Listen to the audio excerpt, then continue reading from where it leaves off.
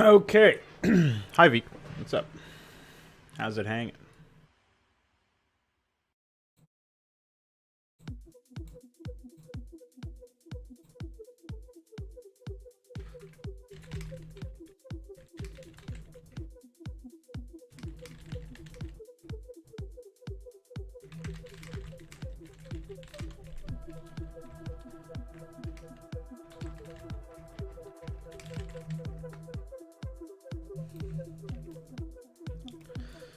Alright, so today we're going to be working on AI, but first I need to check out something in the plugin.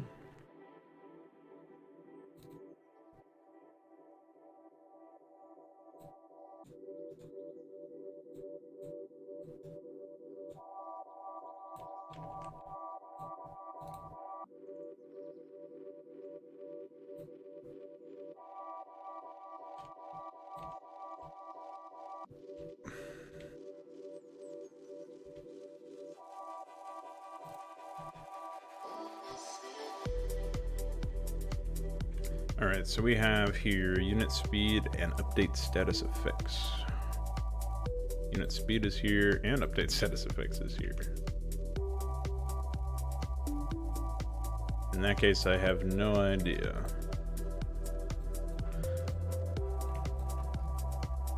So I guess now I do have to grab the librs.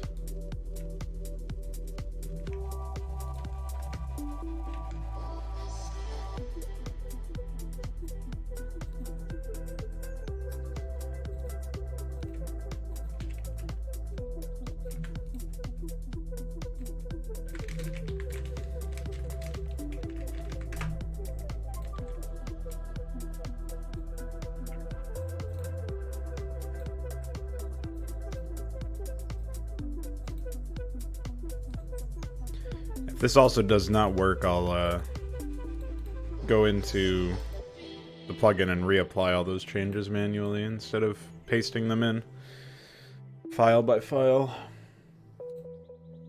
Hopefully we'll get to the bottom of it in one way or another.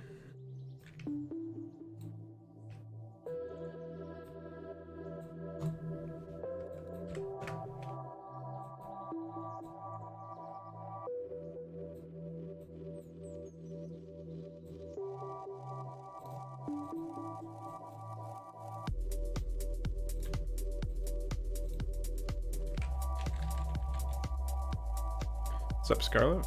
Welcome. Alright.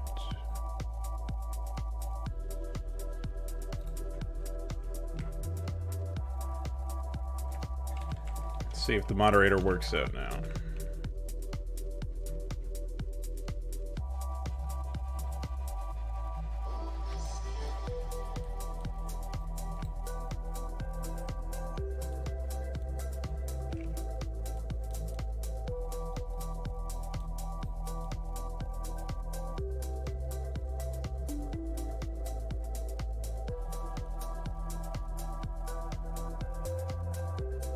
It seems to be... Oh, okay. So it is working. It's just, for some reason, it's not very much. This is supposed to be a 50% okay. I think maybe it's falling off incorrectly. I've not seen them film, so I have no idea.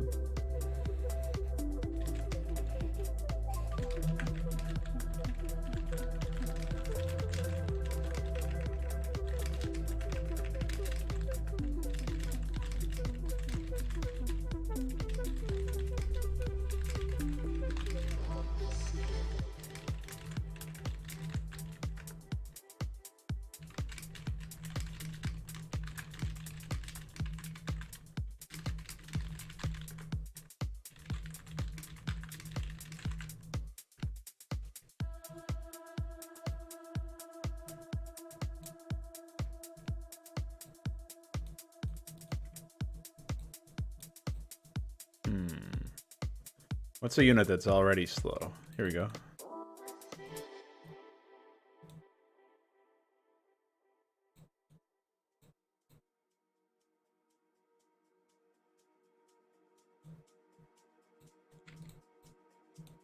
A slow and painful death.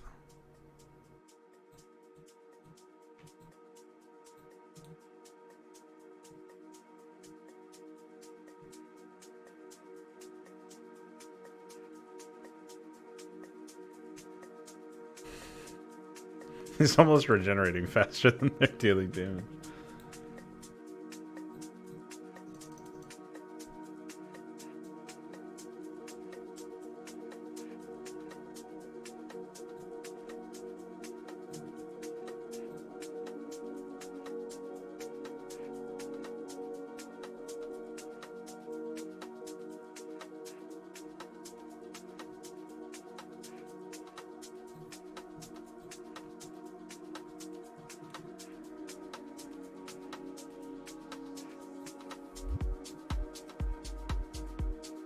I like that portrait doesn't even loop correctly. I think that was supposed to be a queen portrait. Yeah. I didn't figure out what I wanted to do with that. Okay. Alright.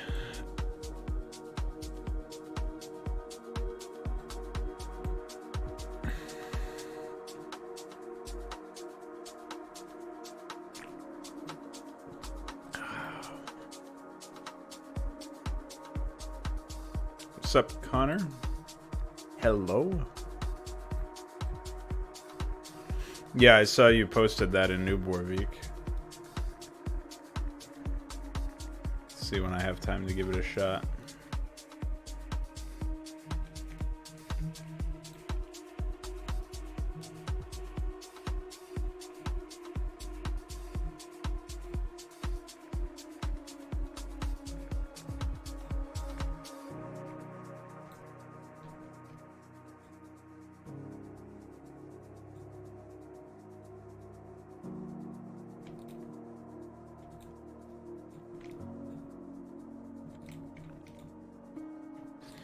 Alright, so what are we looking for now? Precisely. I want to figure out what to do with the AI here. I have all of the materials I need. I know that all the units are working, and there's not going to be any crashes or anything. Obviously, we have to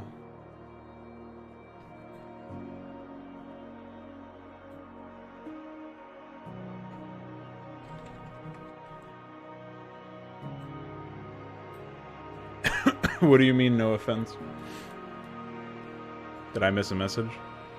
Obviously, we have to go through and finish some upgrade stuff. I think that's the bulk of it.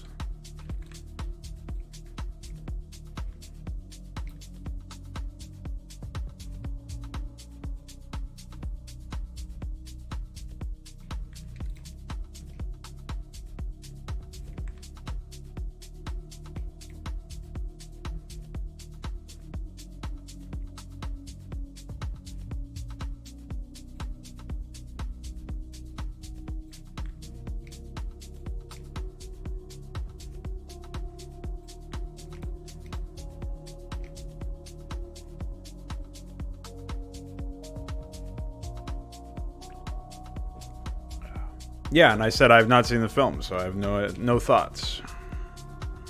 I already answered that.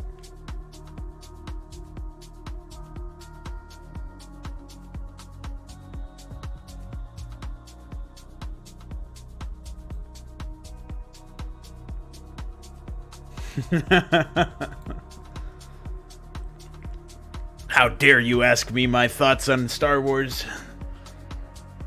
I don't know.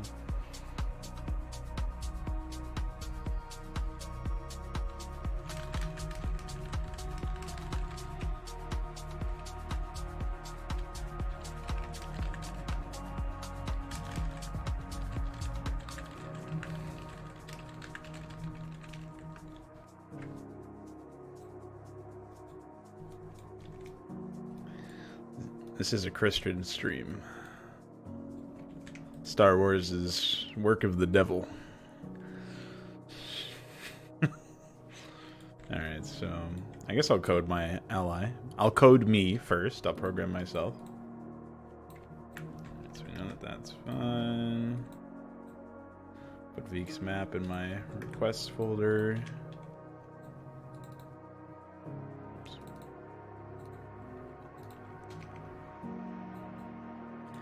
Infested installation. Your infested installation is under attack. Better watch out. Oh yeah, I was thinking of you may or may not have triggered the toxic kind of Star Wars. No, I don't think too many people here are. Oops, that's the wrong one. I don't think too many people here are heavily invested in Star Wars. For the most part, I think people just like they enjoy watching the silliness unfold. Because after any Star Wars movie is out, you get like 1 billion people who are all up in arms about how bad it is. And then you get like a smaller but also vocal minority of people saying, no, it's actually good. And you must be Nazis for not liking Star Wars. And that's like the funny internet war that you get to participate in. Or I just watch pretty much. But some people, I'm sure there's plenty of trolls. So. What's up, Luciferius, UAD Commander? How are you guys? Welcome.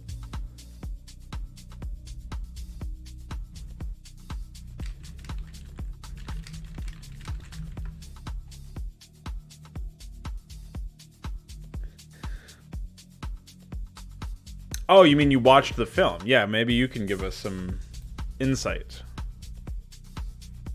Is it true that they time travel and no, I don't really give a shit about spoilers, but I'm really, it would be funny as fuck to me if they just time traveled or whatever. Spooky. Yeah, Todborne's it's at least going to have 3 missions. I'm gonna try to push it to 5. We'll see what happens. They don't time travel, okay. Because they had oh, no spoilers, okay. Well, as far as I know, I mean, obviously they had Palpatine laugh at the end. So I figured he, like, survived, but then I thought, oh, they could do time travel. Like, Red Letter Media had a whole segment on it and their predictions. I was like, hell yeah. Time traveling Star Wars. By the way.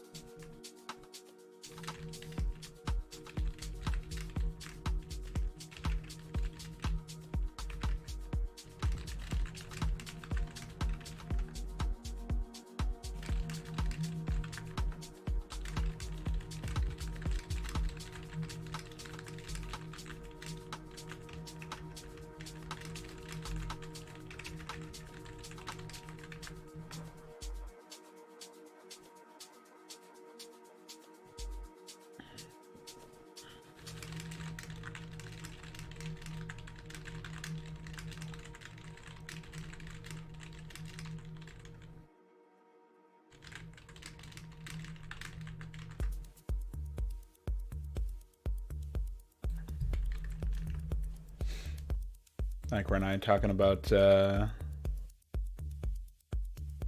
what's up, Alexander? Things are good. Hope things are well with you as well. You well? You me? Yeah, like I said earlier, I'm aiming for 5 missions for Todborne, but I don't actually know if that will work out. So we will see.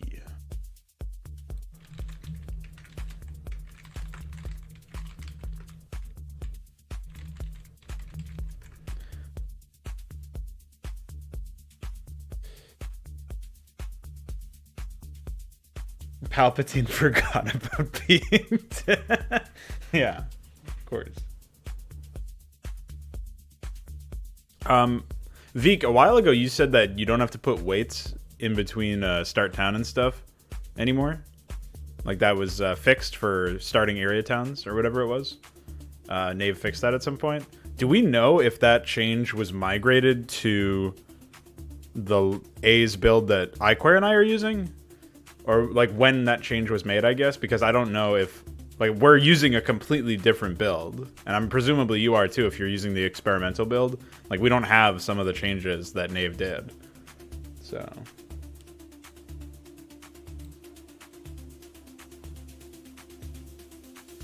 I'm gonna ask Iquare in a sec, but I wanted to wait until he was done typing to me about,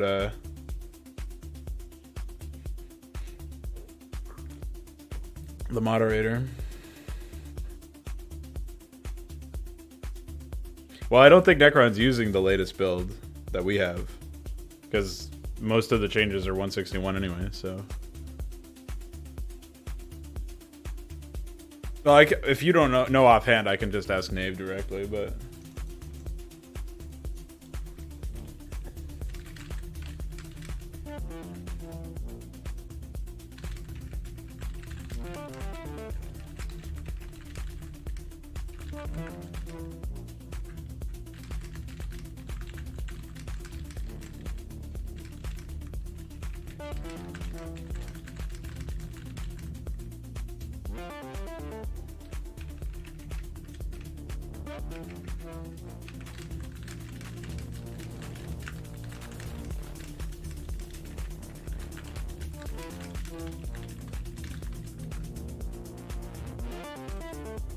We'll see when he responds.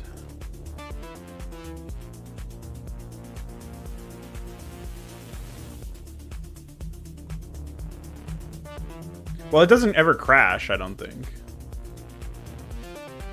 It's just, what happens is, like, the main town takes possession of the area town. But I don't have any area towns in Todborne anyway, but I was just wondering. Unless there was a crash if you used start town and then a bunch of other commands and didn't have a wait one after it or something like that. I don't remember. I guess I can go take a look at the reference sheet for that. I don't know what you mean about Easter eggs or buy Easter eggs. Buy wave emoji. I don't like the whole thing is kind of an Easter egg. I don't know. The whole thing is pretty comedic. So maybe there's some sort of. Oh, here it is. Get the wave emoji back on those. Maybe there's some small things that can happen, but I'm just gonna focus on making the. I guess technically I do have Easter eggs, right? Because there's this crow, and it has like 69 armor or something. I think it's 69 HP and 255 armor or something. Meanwhile, the donut beasts have some retarded amount of armor as well. But basically, the crows. There's one crow in each map, and if you kill it, it screams at you, and that's the Easter egg. Then Cullen says, "Shoot me" or something. And then if you kill the donut beasts, all of the donut beasts in a single map, you get the donut operator, and he comes out and he throws donuts at people or something.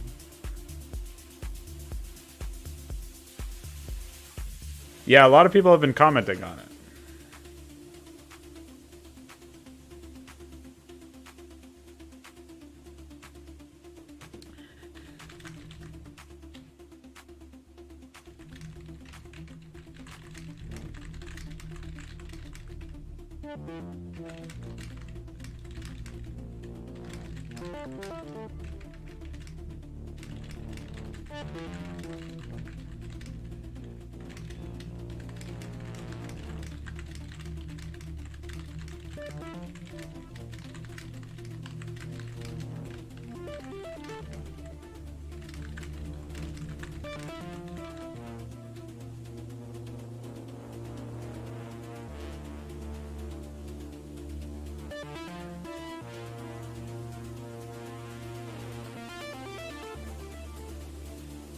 Isn't the Half-Life 2 review just me screaming for 20 minutes or something?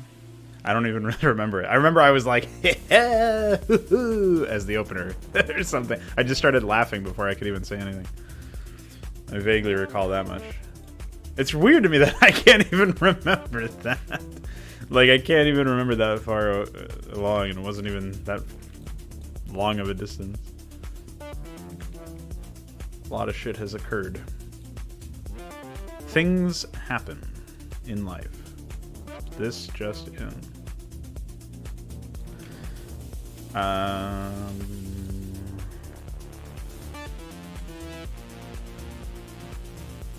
Vic, hold on one sec. Sorry, I had an OCD moment.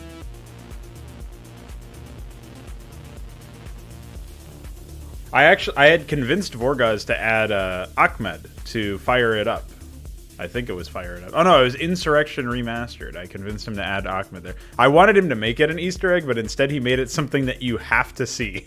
It's like a triggered event where if you walk in a certain area, Ahmed blows himself up or something. I don't know. It was something really dumb. Which would have been fine if it was just the normal thing, but he's just like, no, people must see this. I was like, alright, it's your work, man. It's pretty funny though. But yeah, like I think Easter eggs are fine in a sense. I don't usually worry about putting them into serious campaigns, serious with air quotes. But like with Todborne, I try to work them into gameplay, I guess. Like obviously the crow is something completely different. You don't really get a reward, but I can even track that. I can use bank data to track if you've killed the crow or not, and if you have, then maybe something different happens in the next mission. Like every time you kill the crow, you unlock something special. And if you kill all the crows, then like including the one in the final mission, you get something even more special. It's like a crow-pletionist. And then of course the donut operator as like a pseudo hero unit. You can get him. I think I wanted to do something special so that if you keep him alive, he says something different in the next time you see him or something, or you bring him with you into the next mission or something like that, and you can just have multiple depending on how many donut beasts you kill. Nah, dude, Ahmed's great. He eats chicken all the time. He's doing very well. So, could I make a crash course on how to make a compelling story in-game environment? In a game environment, I guess. I have no experience in writing, but want to learn, or would want to learn. Topics like planning the storyline for a campaign would be helpful. So, I go through a lot of drafting phases when I write stories. Like, in Consummate, for example, was actually a project called Illumination back in 2013 or something. Or maybe it was... I don't know. We'll go to the Google Drive repository I have here. It's all this private shit. Let's see if I can even find Illumination in here. I don't know if I don't think I kept it. Or maybe there was like a separate...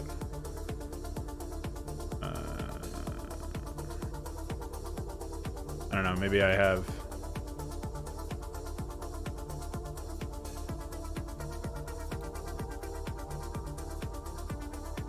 No, I don't know. I don't know where it is. I probably just cannibalized the folder when I made in Consummate. But basically, it was a project from a long time ago, right? So,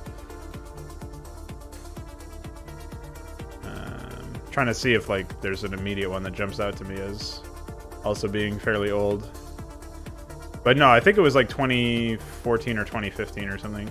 And I had the idea to make a Zerg campaign, but it was about a Zerg creature that was supposed to be like capable of controlling Zerg without being a Cerberus, basically, which is obviously done to death in custom content, but I had some idea that I could make it more exciting or something. Or maybe I just didn't even realize how popular that premise was and thought I was doing something wholly original. But whatever the case is, basically it was something that I shelved a long time ago. I had started to work on it, and then I was like, I don't feel like working on that. And so I just moved on. But that process, you still think about some of the ideas, or at least I do. I still think about some of the ideas from time to time, and I think that can be really helpful for sorting shit out. However, that's obviously something that like, you probably don't want your average campaign to require you to make a draft of a campaign and abandon it for 3 or 4 years and then reactivate it and say, okay, I'll try to do it this time. Because for one, there's no guarantee that it's going to happen. And for another, you'd probably want to do it a little bit quicker than that, right? A little bit more efficiently, perhaps. So in that case, it's a little bit different, right? in the case of something like planning out your story more like intentionally, I would just say draft your scripts, right? Like probably even be more organized than I do it. Like one of the things that I'm probably going to try to do is just make like a separate file for each draft of a mission script or something. It's like in, hold on. I don't even know where in the inconstant. Oh, here it is. So like I have map 1 script in here, and it's like that is actually like the 3rd or 4th draft of that script for the new version of Inconsummate, right? So it's a little bit different than just having one draft for like file for each one, because I don't have the old ones. I didn't make a copy of them, so I can't go back and look and see if like there was something in the original draft that I thought was good but I forgot to carry over in the later ones, or I wrote out just over time and want to find a way to write back in. So it pays off to be a little bit more I forget what the term is, but it's like you want to try to be very careful and diligent about organizing all of your shit so that you can come away from an experience being like, all right, well, I have all these materials to work with. Let's see how they work out. So that's basically like the crash course that I would say is drafting. Like that's the most important part, is just drafting shit. So if you can find a way to come up with your own headcanon, I guess, of the story and the characters, I would definitely say focus on characters as well. If that's really not your strong suit, I can say maybe focus on just like what the events are of your story. But try to focus on characters, because characters will allow us to follow the story no matter how convoluted or simple, and be invested in it if the characters are done well. And that's why I focus so much effort on characters, because then you have somebody to root for while you're playing. You have somebody who you think, like you know what the stakes are, you know what they want as a character, so you understand them. Like if they're done well, maybe you root for or against them, but you also always understand what they're going for. Even if it's vague, like even if you're trying to keep a character kind of secretive, you at least know some aspect of their motivation or what their intent is to some degree. Like, for example, the Dark Templar in Consummate that keeps fucking with the Conclave and stuff. It's very clear he has an agenda, and he's carrying that agenda out, and you sort of understand that it has something to do with fucking over the Conclave, and that much is just based on his actions. There's no expository dialogue that says like, I hate the Conclave for X, Y, and Z. He just is doing something, and you have to reverse engineer based on your knowledge of the setting and how things work generally, that he's probably pissed off at the Conclave for some reason, or he simply wants to see them fall. Maybe there is no emotional attachment to it, but that's his agenda. That's what he's doing. So you can sort of reverse engineer based on that. And I think that that's an important lesson anyway, because like it'll help you, like focusing on characters is an important sort of touchstone for that. So that would be the first thing that I would say is jump into characterization. If you don't feel like writing characters, find some fairly basic and relatable concepts or tropes of a character, like having a character that's a drill sergeant, or having a character that's a reluctant mercenary, or like something that's like cliche. Work that in, try to be as straightforward with it as possible, but just practice like writing dialogue that feels believable in that scene, because well-written cliches are better than poorly written unique ideas, because it's all about execution. So if you can find a way to do that, like that can be a good practice, because you're not doing as much legwork, you're not doing as much intellectual work to try and come up with a way to properly depict a character. So that would be like one way to look at it if you're a little bit hazy on characterization, or you don't feel like working on it as much. And then you can focus on figuring out what the elements of your story are. What are the events? Like, if you had to tell them or depict them as simply as possible with words, just write out your events and say, X happens here because Y, and have this causal link between everything. And like, because the player kills faction X here or leader Y there, then this happens in the next mission or something like that. And you can go as in-depth with this as you want, or you can be as pulled back and low focus if you want. Just the bottom line is getting some plan and then drafting on that, expanding on that until you have some idea of the number of missions that you need in order to depict all of these important events, and maybe some sort of understanding of what kind of scripts you would need to write to explain some of the stuff that happens off camera, but to do so with, in a reasonably intelligent manner so that you're not, like, what's the term? You're not overdoing it on exposition just for the sake of explaining something that the player would rather see, and stuff like that. So, like, a lot of these concepts, they're very fundamental, they're very straightforward, but you can work on them a lot. Sort of like making StarCraft shit is sort of like playing StarCraft in that you know what you're supposed to do when you play StarCraft, but you can work on that execution a lot. So the ideas are basic, the execution is what matters. Just try and focus on that. Hopefully that was a concise enough way to explain it all. And obviously if you had any follow-up questions throughout the stream or whatever, let me know. I should pull up a Hydra AI to take a look at that. Scarlett, for your question, I don't think I'll be adding any secret missions. When I'm making missions, I usually spend like a good 2-3 weeks, sometimes longer, on the mission, depending on what it is. So I don't really want to spend over a month or about a month on a mission that players may or may not play. Maybe there will be some exceptions to this in the future, but it's sort of like figuring out what it makes sense for your time, and what makes sense to actually do. And I guess maybe that could be some sort of like bonus thing, like some sort of content that I could release after the main project was already out. I could release like an accessory map that you can unlock in that sense, but I'm not super convinced about it right now. Like, I don't think Todborne really needs it, I guess. And so until I'm convinced that Todborne needs something like that, I will be a little reticent to jump forward with that. No. I need to open... I had some important thing to do in the Todborne folder, and I don't remember what it was.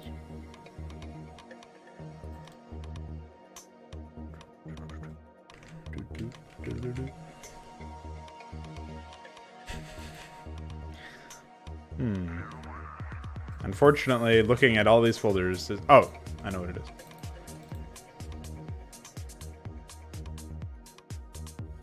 I have to add the changes from iQuare.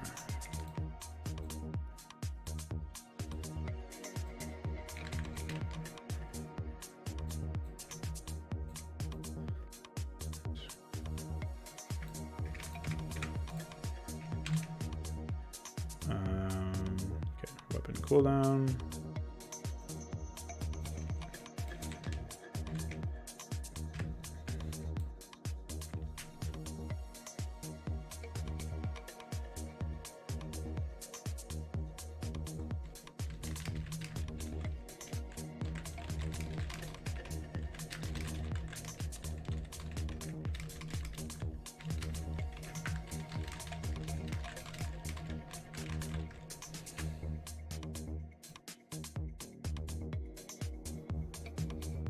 Yeah, they have some military equipment, like, well, they have, like, choppers and shit. A lot of their equipment is kind of stupid, though. Like, I added dogs and stuff, so it's not necessarily the most sensible military equipment, we'll say.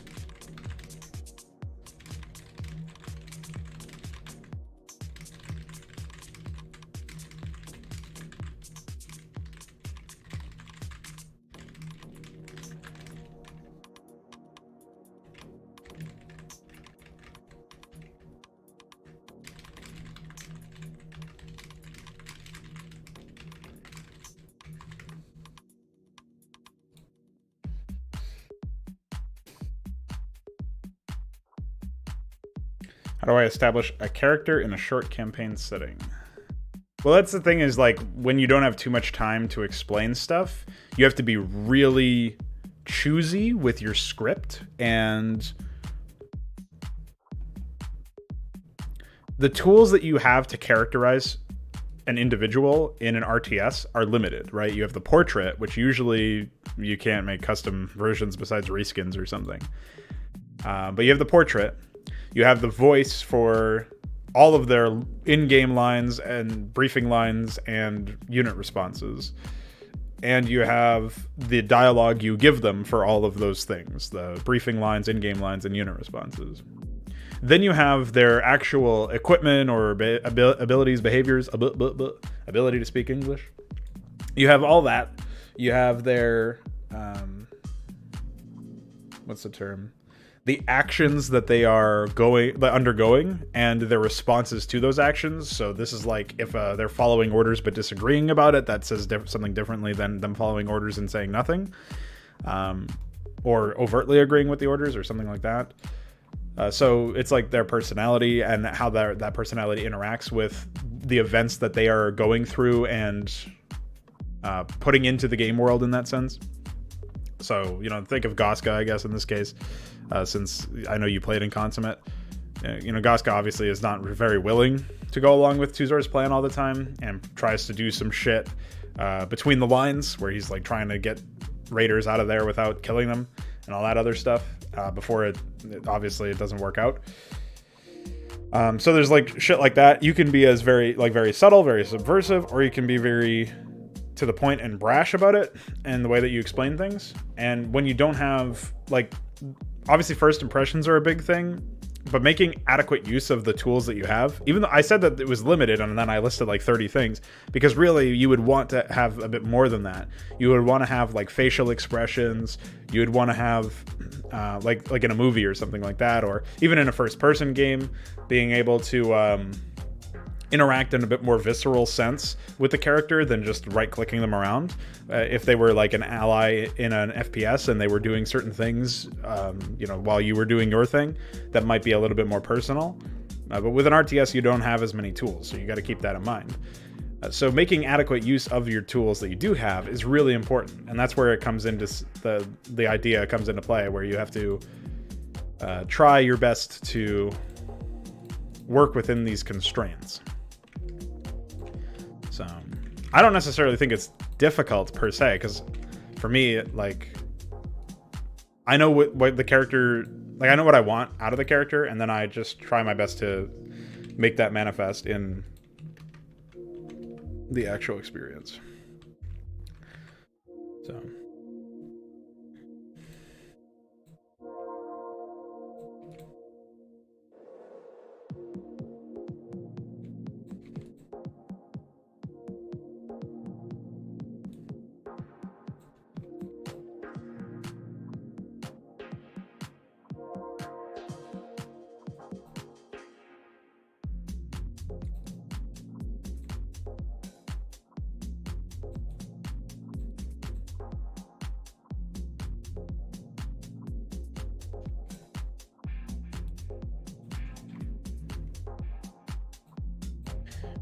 I don't know about overtly militarized. They have dogs.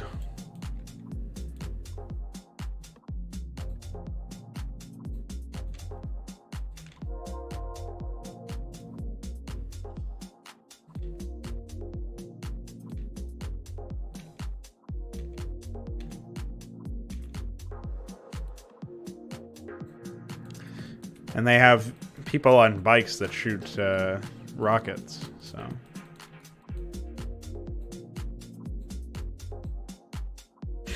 An excellent portrait by me. No, these are just placeholders. I haven't figured out what I want to do. Oh shit!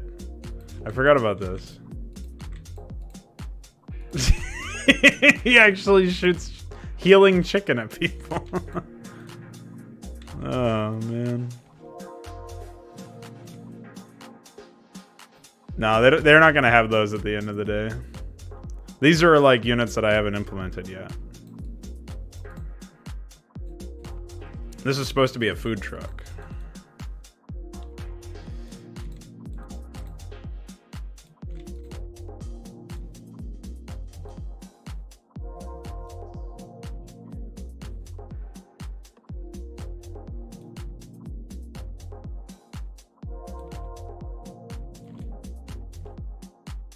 I think I can mess around with that iScript a bit more in the future.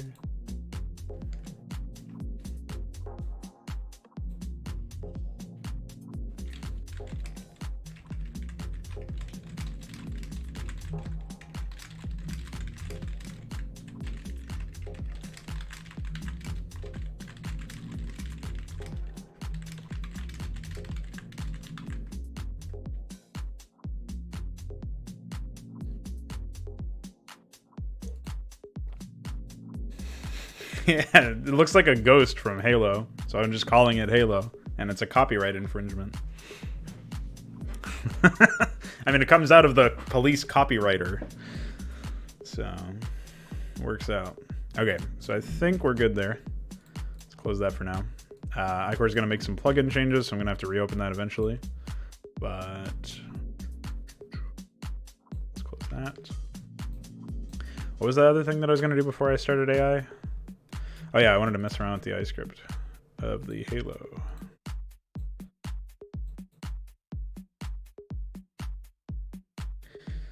Also, sort of a Mapcrap themed announcement here, but I have recently done over the changes to the hotkeys for Framework. So I'm going to ship it with Framework, and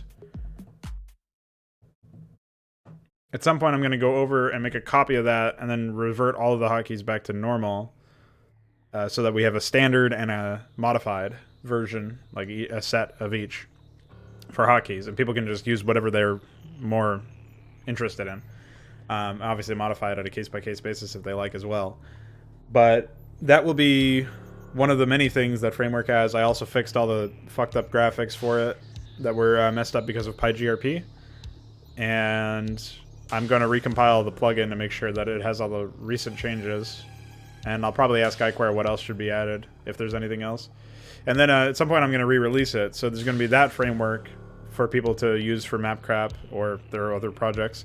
Then there's going to be the Hydra framework. At some point I'm going to release with... I just got to fix some like stat.txt files in there. All right, strings.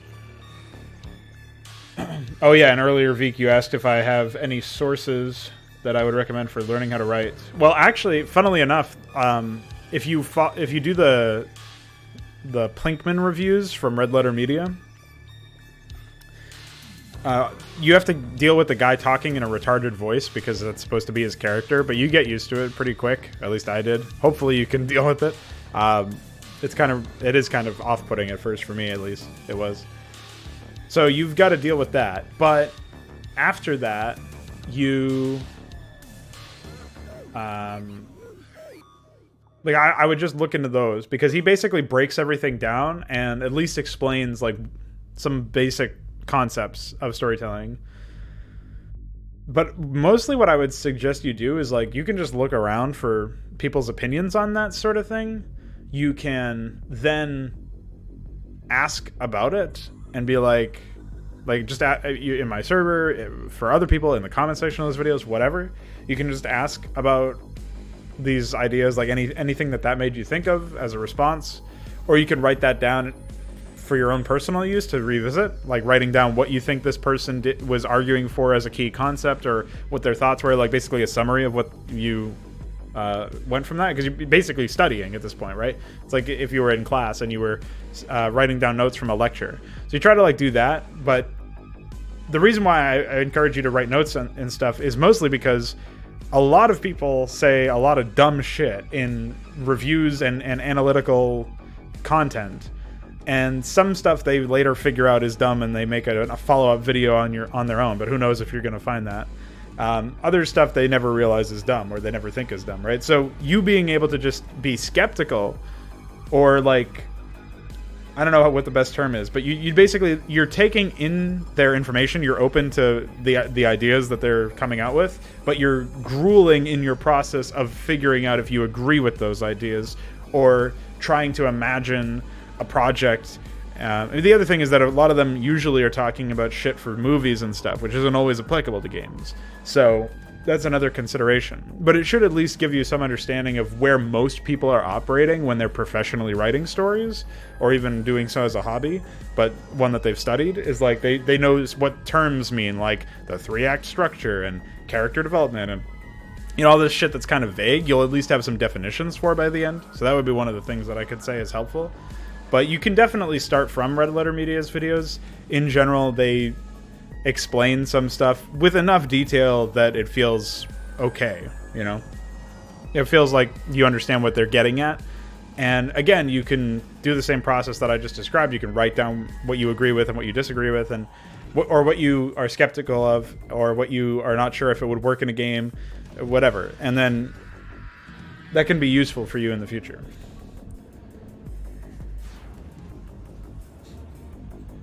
Yeah, I mean, what is even a good one to link at the start? RLM, link at review.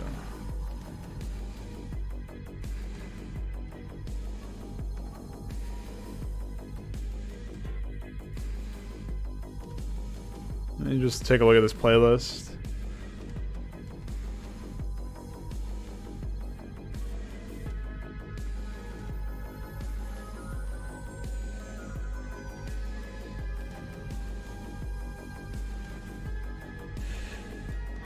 Yeah, I mean, you can probably start with this. They go over a lot of the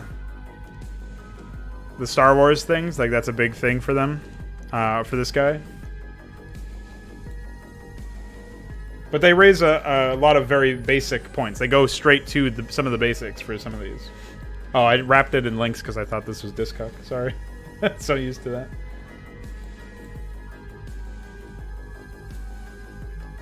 But yeah, I would check that out. That should be a good starting point for you. And it's entertaining enough on its own anyway that it's not even going to necessarily feel like studying, I don't think. But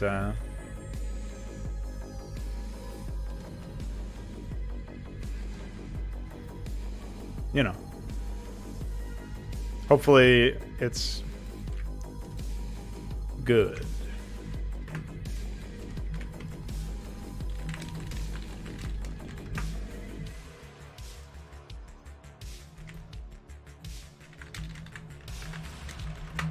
Alright, so it looks like we're getting the moderator operational here. At some point we're going to have to get rid of those debug messages. I need to find the Rhinodon. Here it is.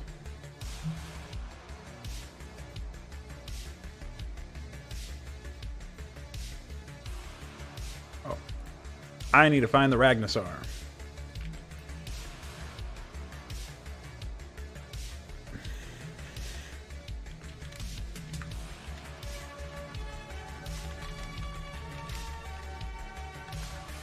Elpay Fram, by the way.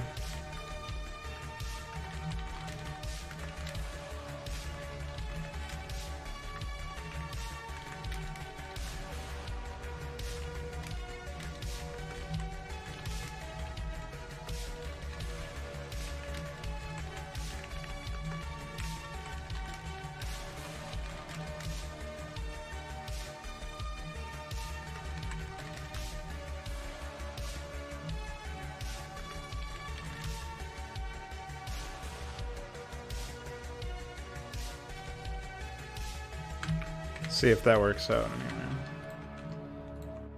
anyway. Alright.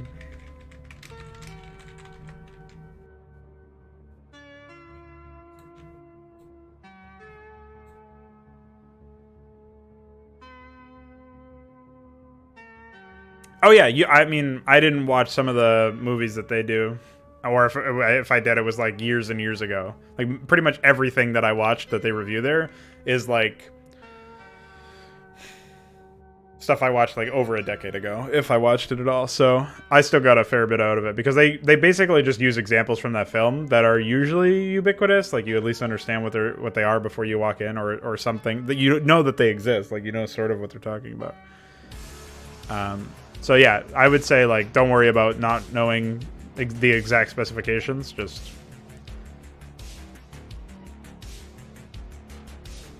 you'll be you should be all set there, generally speaking. What's up, Bikeware? Yeah, I'm testing the new moderators right now. I was just waiting for that compile to finish.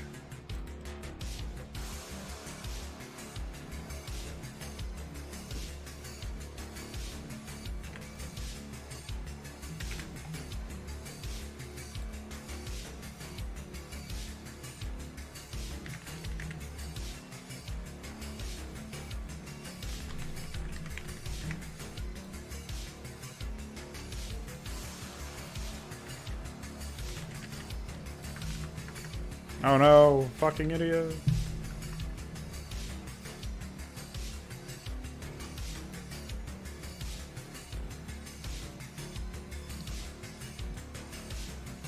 Excellent. Alright, so that seems to work fine.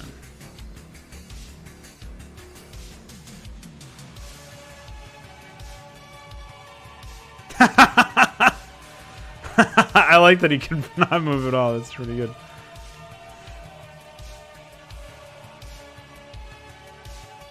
His attack speed doesn't seem to be affected at all.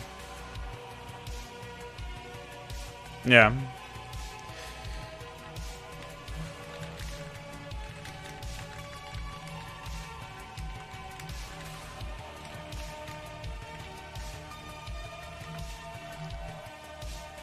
I'll double check that the changes that I put into the GPTP plugin worked. But I'm pretty sure I enabled that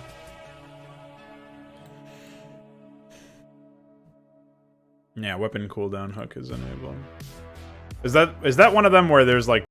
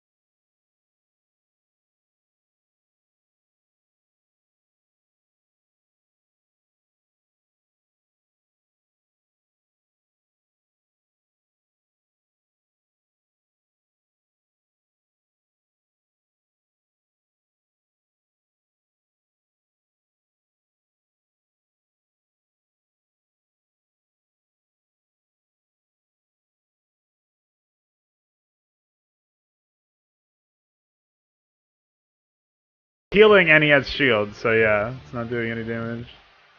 He does deal 1 damage. Its attack deals 3. 3 damage, and he's got 2 armor, so yeah, he does 1 damage. Oh, man. But yeah, it seems like the attack speed slow only adds once.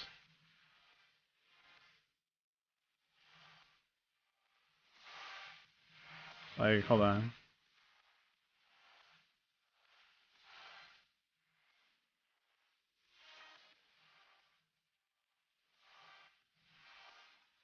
Oh, maybe not.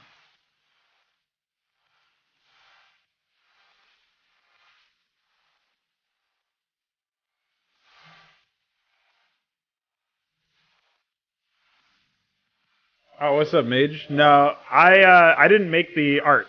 I took it from other places, but they have some very silly behaviors, we'll say. Alright, so we have a functioning moderator then. Everything seems to work.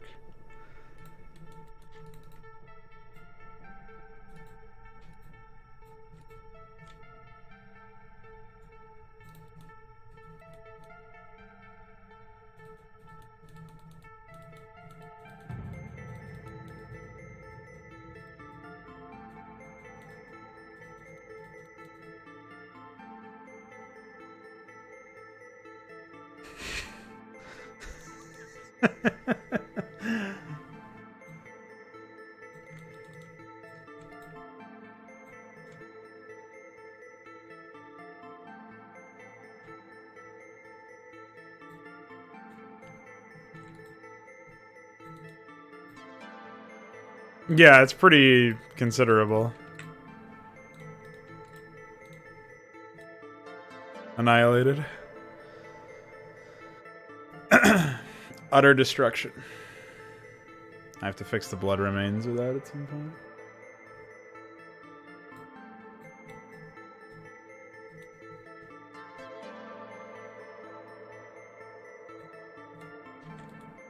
Oh, it seems... it doesn't seem like it expires on air units. That's a problem. Oh yeah, that would be a good bit. Maybe just acceleration.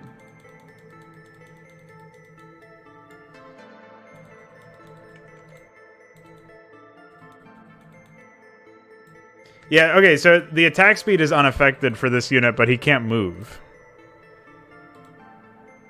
His movement never got reset.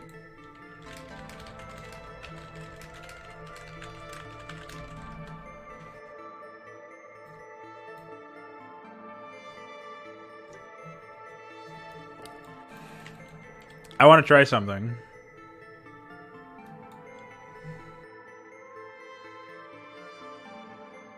It actually does lower his movement speed while he's moving around.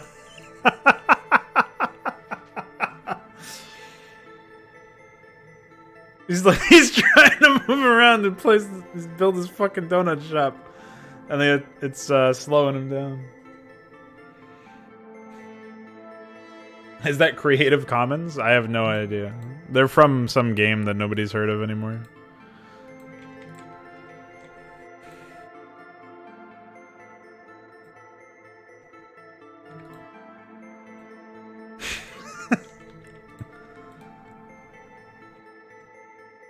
What a reality. Yeah, I think the portraits are from a different game. Like, the portraits for the Terran units are mostly from Priority Survive. This one's also from Priority Survive. I haven't selected a portrait for that one yet. This one's from Priority Survive. I think this one is from something else. Armageddon, maybe? I think that one's from Armageddon. That's Priority Survive. That's Priority Survive. Ah, that's definitely Armageddon, I think. Alright, so only a few bugs to work out. Not too bad. Okay, so... close that for now. Minimize. Minimize mini moose.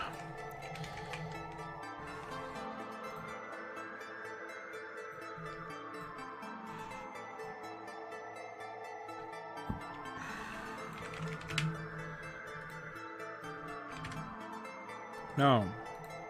Dummy. Alright, unit. Oh no, I need script. Okay. I wanted to try and improve the moving animation of the Halo, so let's see if that worked.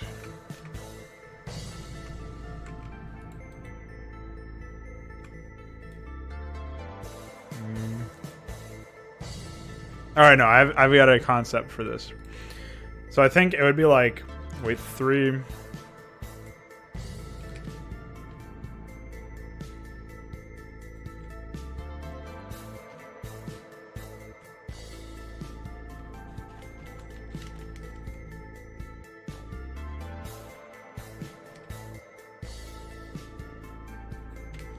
So I think it should be like on. Yeah, so like on, off, on.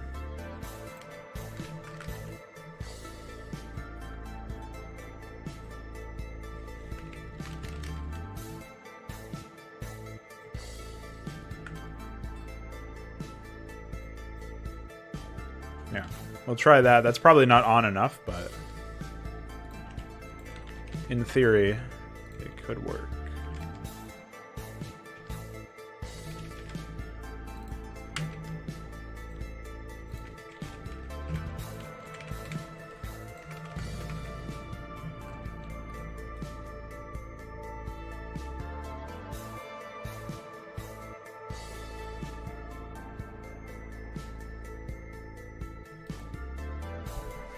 I guess I should probably go into the shadow and replace all of the shadow frames that have that booster effect with the normal ones, so it doesn't, because like the shadow being like that is kind of distracting.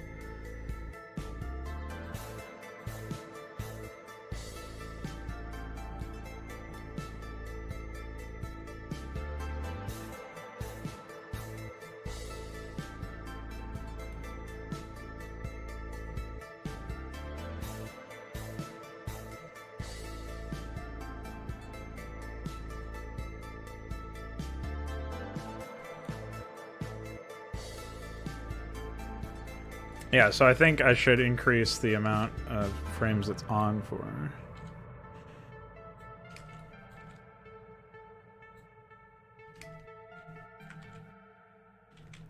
Try that, see if that works.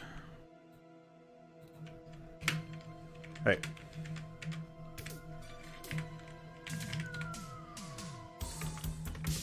Yeah, no kidding. All their donuts.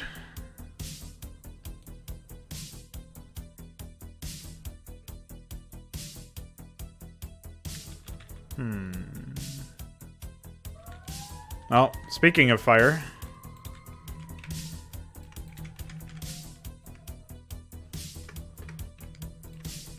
Maybe that should be a unit, a fire truck. It's just a flamethrower. That's actually, I have an asset for that and everything.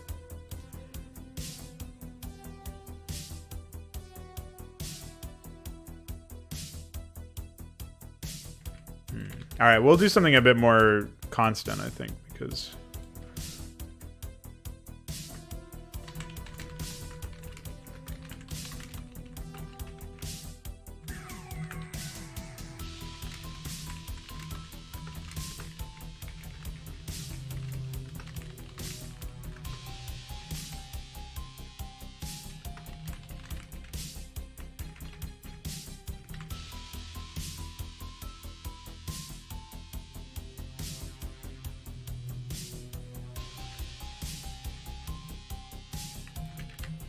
that might work out better.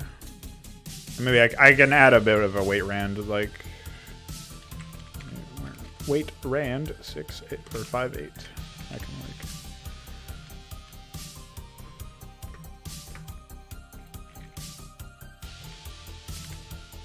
work. 102.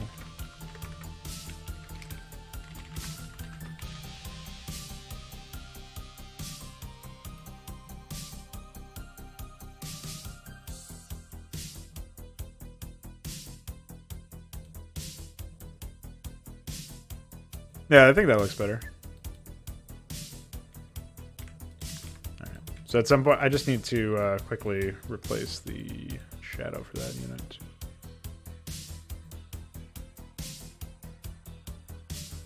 I don't know if I actually have that. No, I don't have it on hand.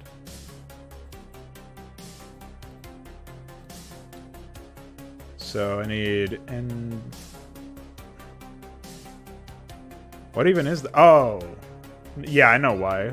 Of course. Because it's just using the same graphic.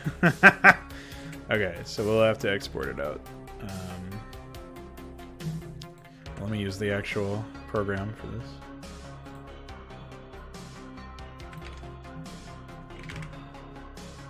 So a critter.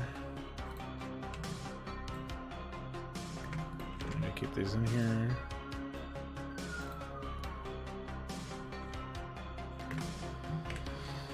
Okay.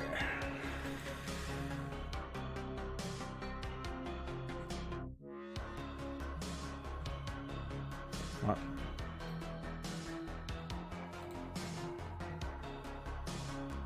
All right, so from 51. Well, honestly, I think only the first few are necessary, right? Yeah. So.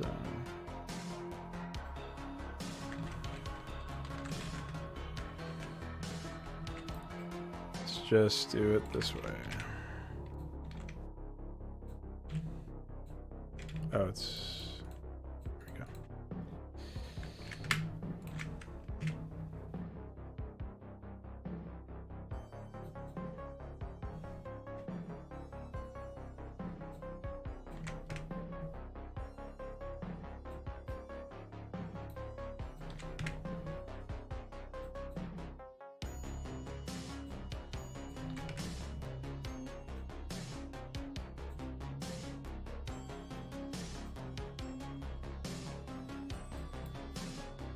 There we go. Okay. Cool. Save that.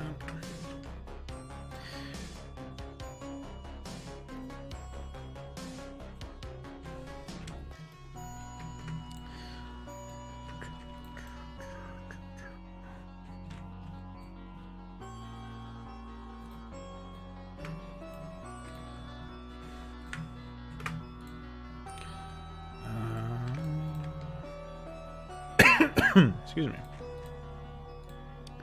Now I gotta open up PyIce again.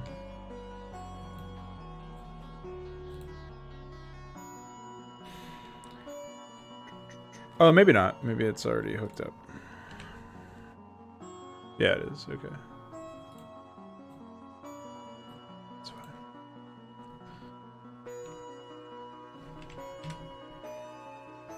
I see shan't.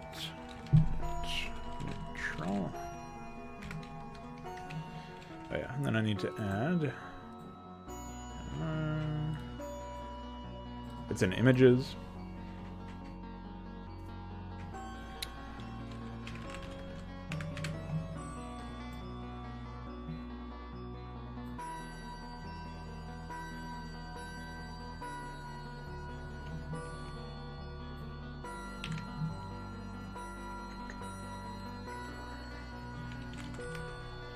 So if I'm correct, that should get us somewhere.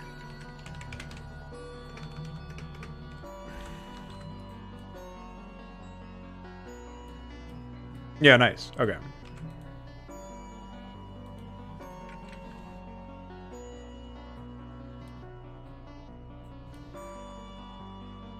So the real question is, I think it should be offset a little bit, no?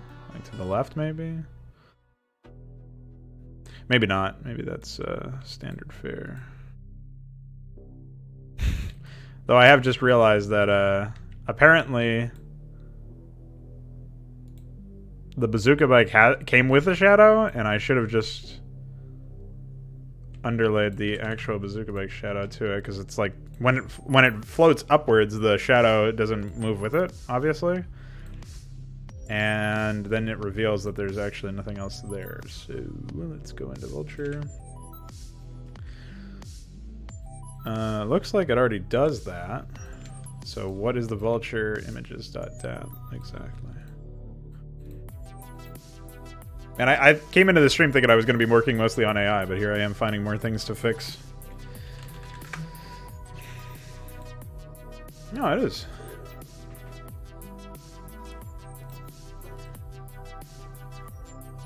So what's the problem there? Does that also happen with the other guy? I don't think I noticed it on the other unit.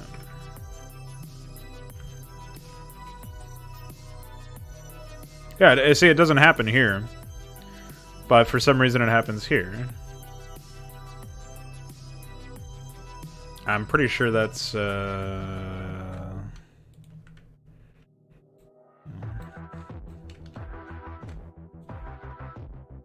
Oh. They came, they saw, they conquered. I just wanted to put it over like some other shit. Make sure it was like... I'm pretty sure that's what it is, but I have to find some way to just smoochy boy them.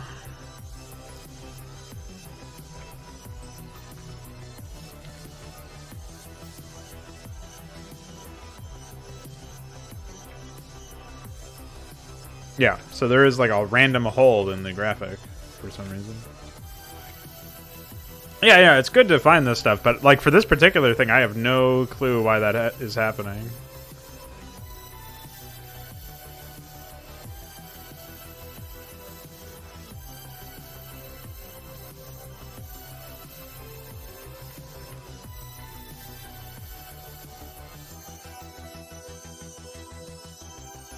Bye.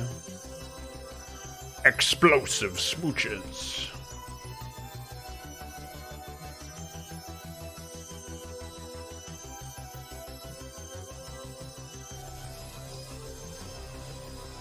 I can't wait to have an AI that just spams dogs.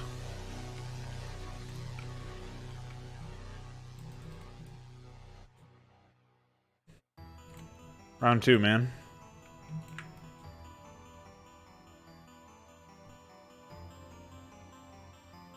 Dogs!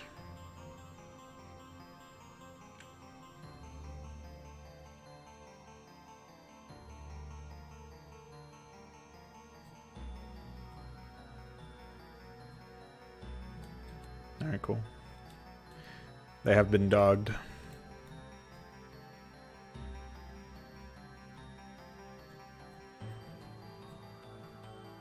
I don't think that's the right graphic.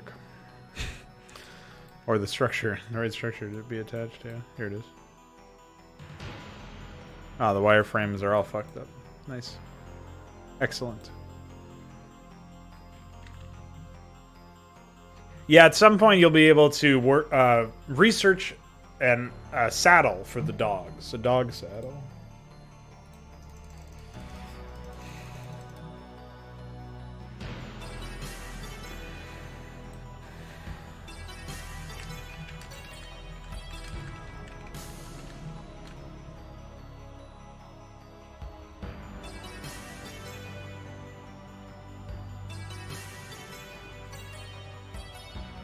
Well, the problem is figuring out how to assemble it. If I can just make it a turret, like the officers acts as a turret does, then yeah, they can have two attacks.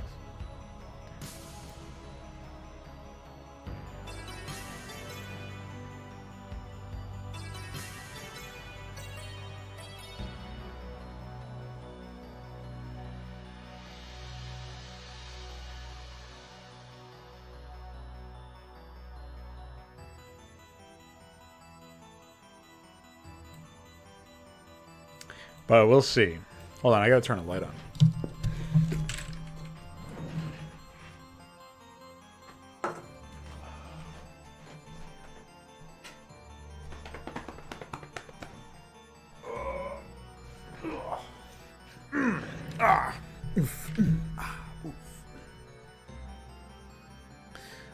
I lost a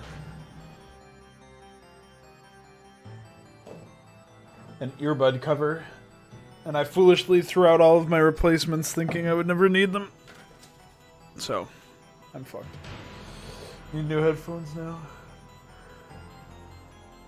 I don't even know where I lost it. I thought it would be in my pockets or something, but it was not. Hey, my cup's empty.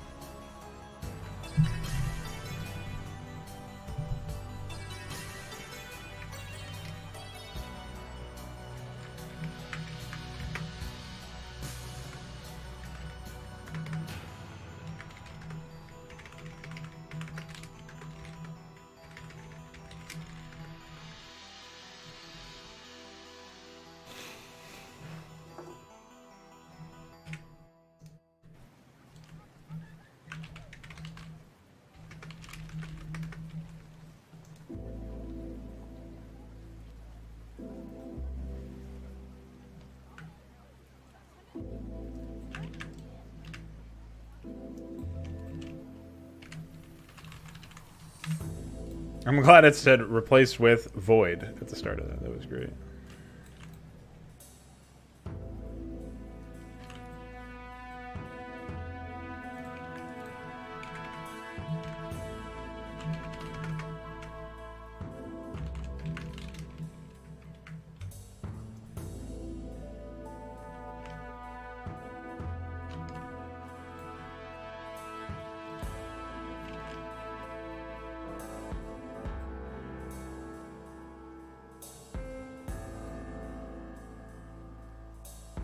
Oh, I was actually going to keep those, I guess.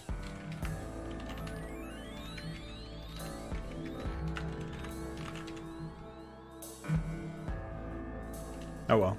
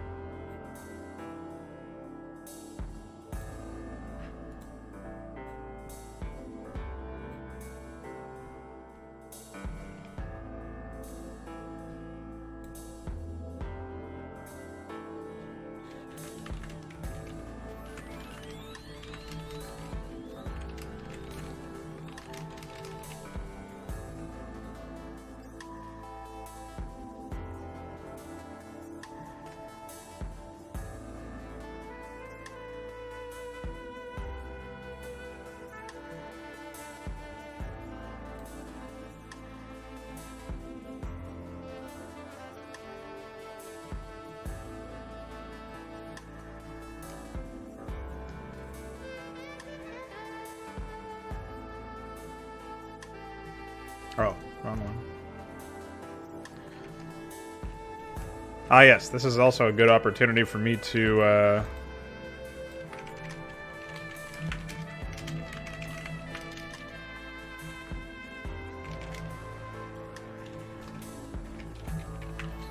redo the base layouts.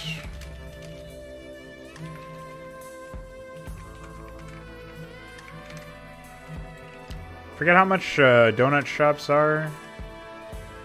They provide 11 supply, I'm pretty sure.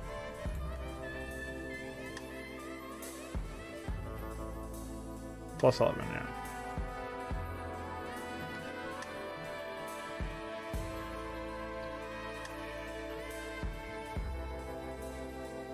Whew.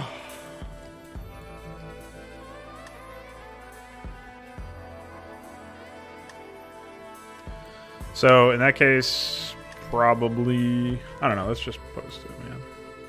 Let's figure it out.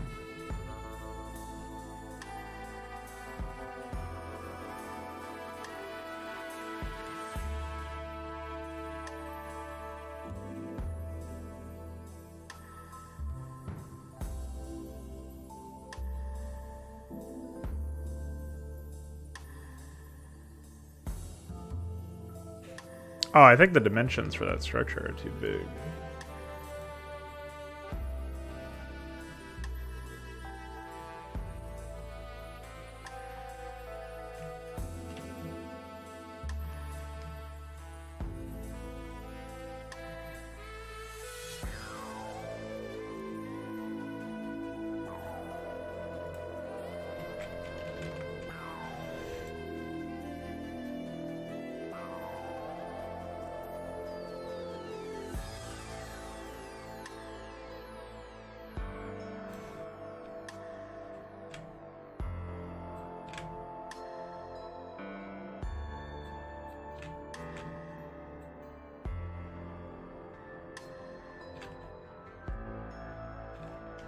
No, I have no idea why it's like that.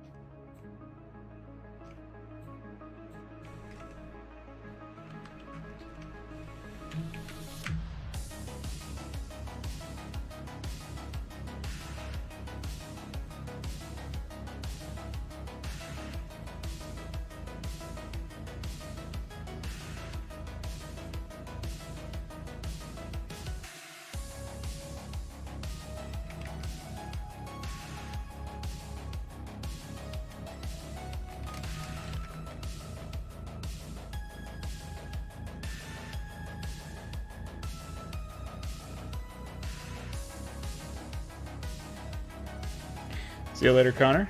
And I'll also take this opportunity to BRB.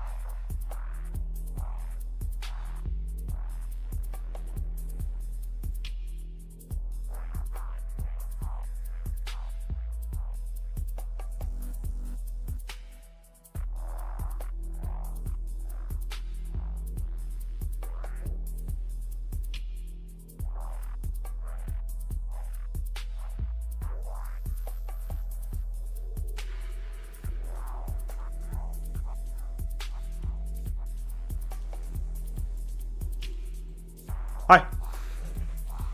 We back. We in it.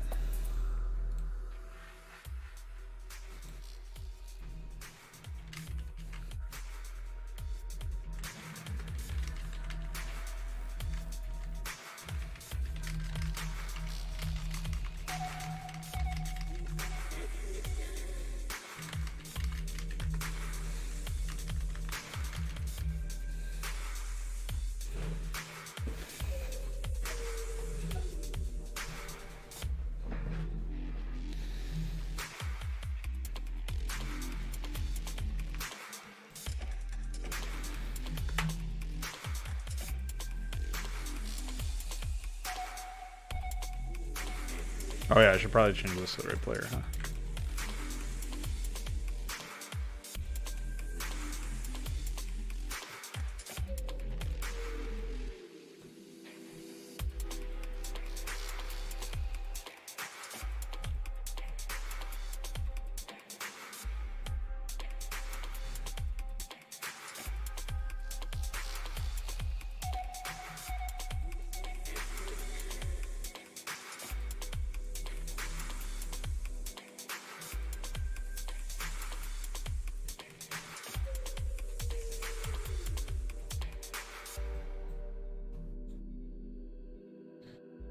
What's up, Shirk? You ready to mine some donuts for the fight against anime?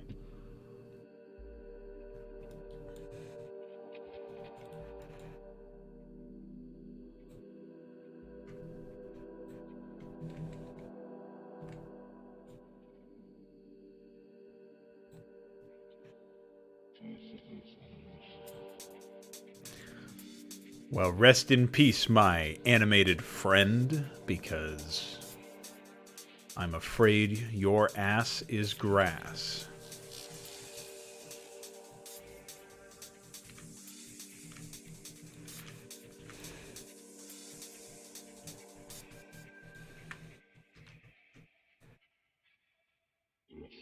Did you know I added dogs to this mod?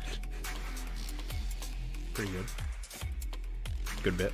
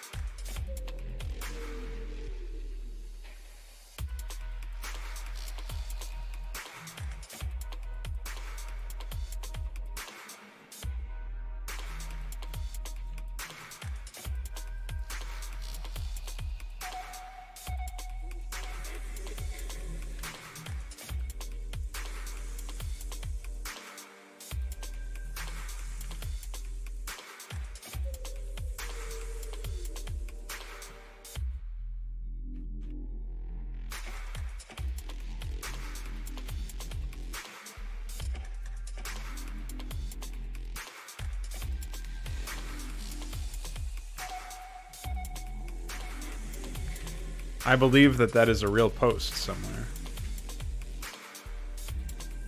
And I'm not talking about in your head. This spins about 3 times as fast in game, by the way.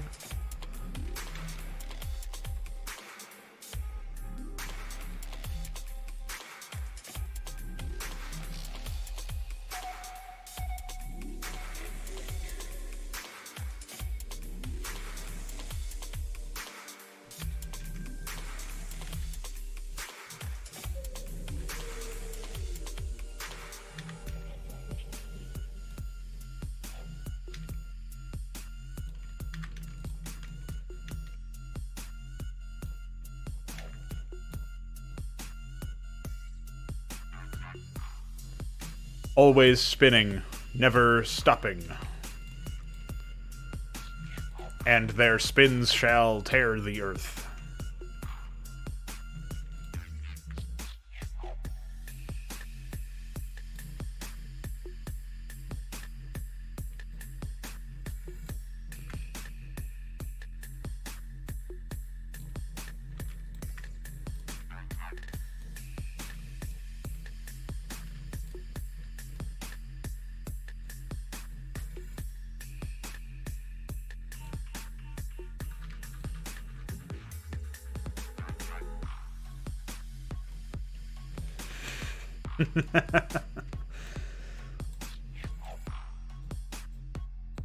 There's a few of those. There's a U of those.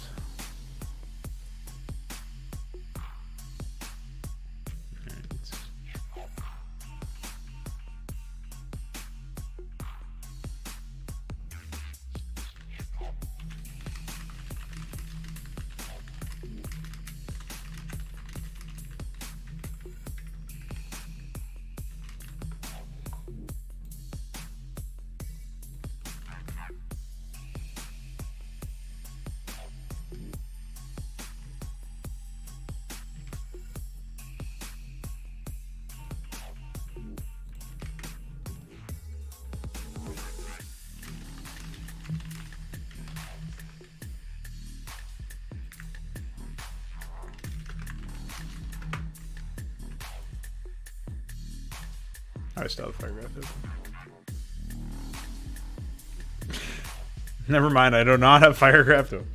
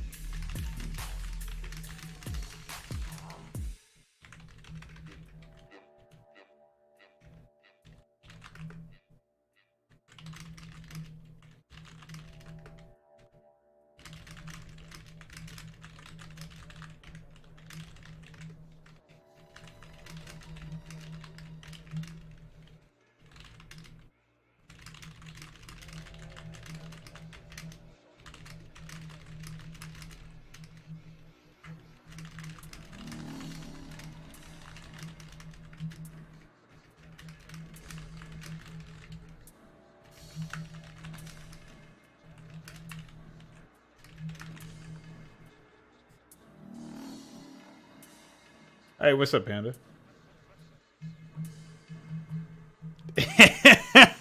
Yeah. If only he knew we were using it to add severity to units and make them moonwalk. In fact, I can demonstrate that again now that we fixed that problem. What am I doing? Oh yeah, I was restarting Firegraph because it crashed. Nice program. Only the nicest programs.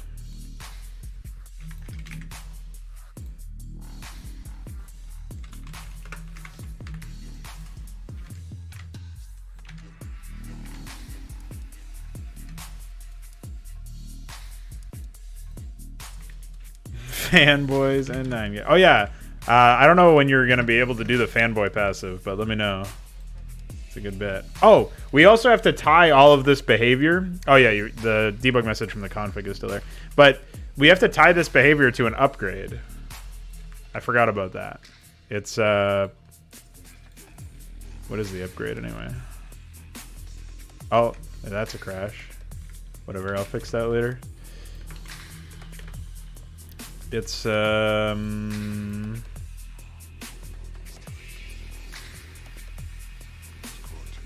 upgrade ID 25.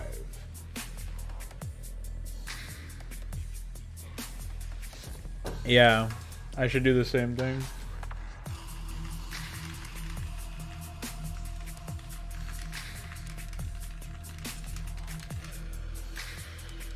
Oh, there was some other upgrade that I needed to do as well, though.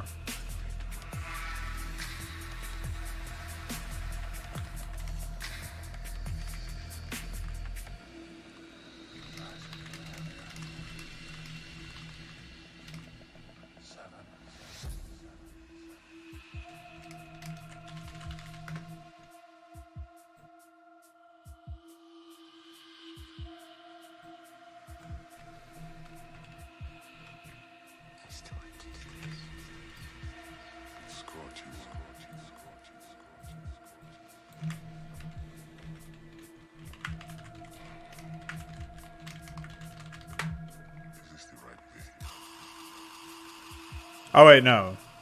Never,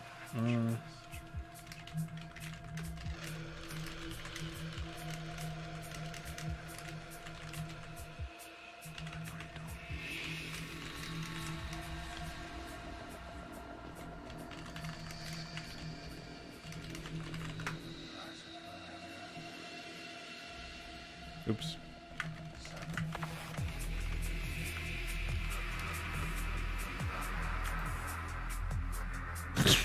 Okay, bye.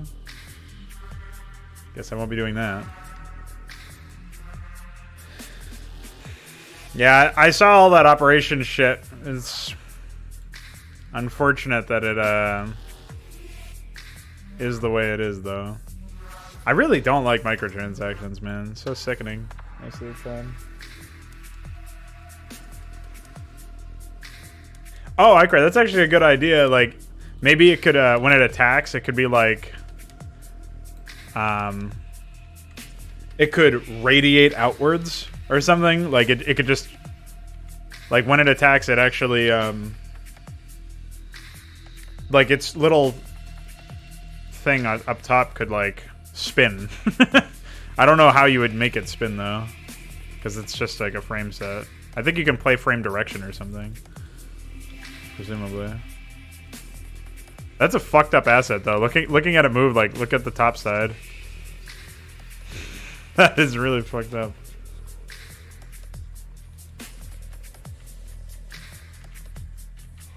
Yes, Kappa is full moon with face, or something. I mean, I don't even necessarily... Like, the thing is, I don't give a shit about Counter-Strike content. Like, they should have been releasing a lot more shit. But yeah, I mean, as a paying customer, I paid for the fucking thing. So why do I have to then pay them the same price of the... Like, this operation is super expensive. It's the same price as the original game. Yeah, let me just pay for the game twice so that I can play one mission. Like, what? It's literally just a series of chores, and then they give you one co-op map. Great.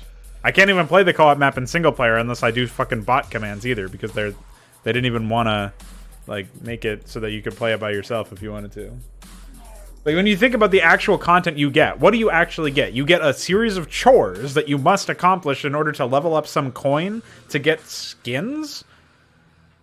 And then you have the actual content that is new is, like, stuff that you buy, so more microtransactions, stuff that you can grind by doing shit you never would do otherwise and have no interest in doing, and stuff that you...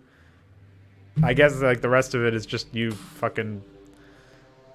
like, playing one mission every 6 weeks or something that's actual new content, like a new map or something.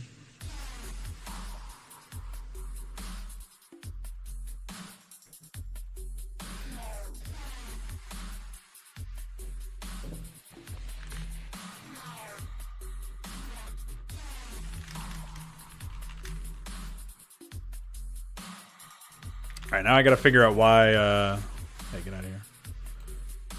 Why it was crashing when I was trying to copy something.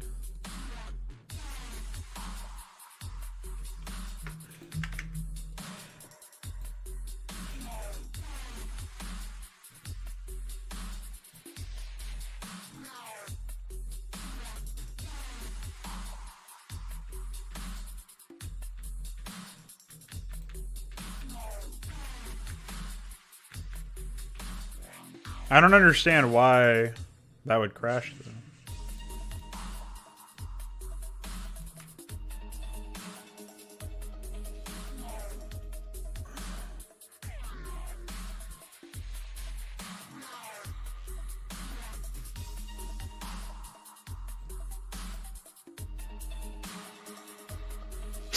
What the fuck?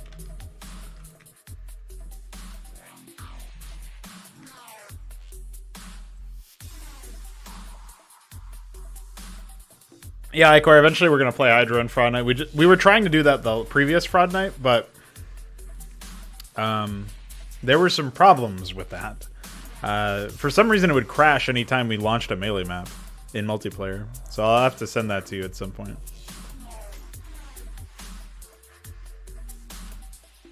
Like, you launched the same map in single player mode, it was fine, but in multiplayer mode it crashed.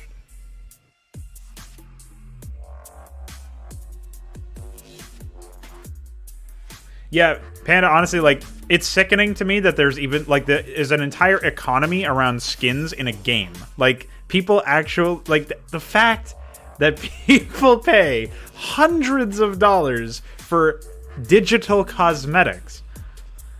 Counter-Strike is probably the worst game in the world, in the entire industry for that. And it's really sad because it's one of the best games on a mechanical level, but it's weighed down by this fucking skin nonsense. And of course, they completely bungled the what was it? Everything to do with the new operators, the operator skins. So fucking bungled, man. They fucked that up so bad. Whatever, he already knows I hate microtransactions.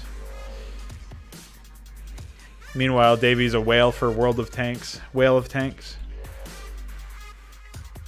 So, he knows he's gonna get what's coming to him when everything collapses because there's no...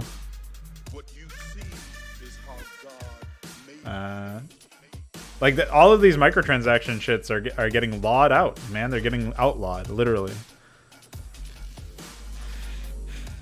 And heavily restricted otherwise. So...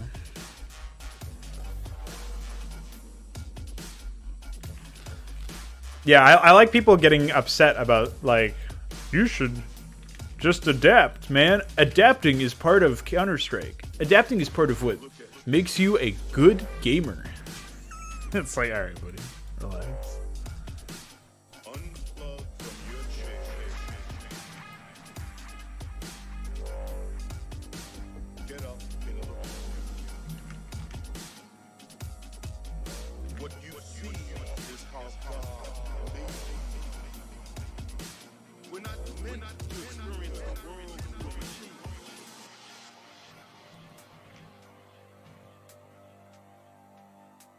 I can't wait to see legions of spinning towers.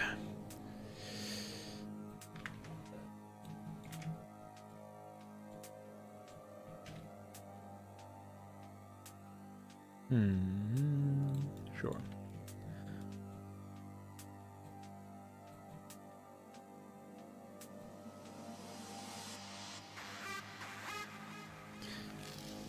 I'm really looking forward to when Ichor finishes the base layout section of his mapping tool, man. That's going to be pretty nice.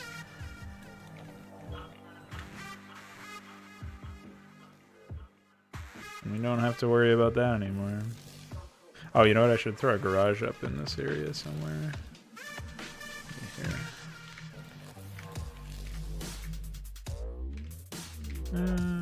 Right there's probably fine.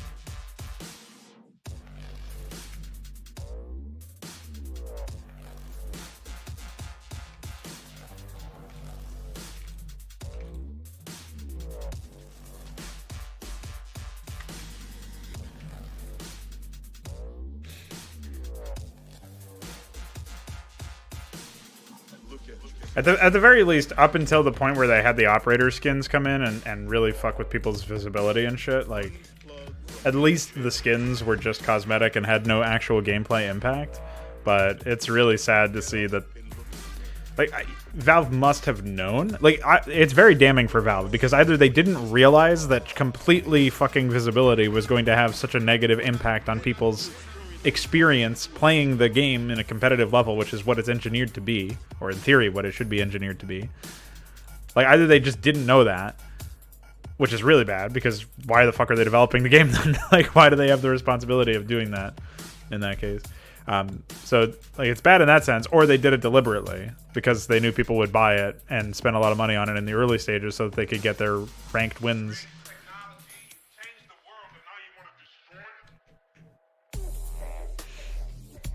So, not a good look. Either way, no matter how you slice it.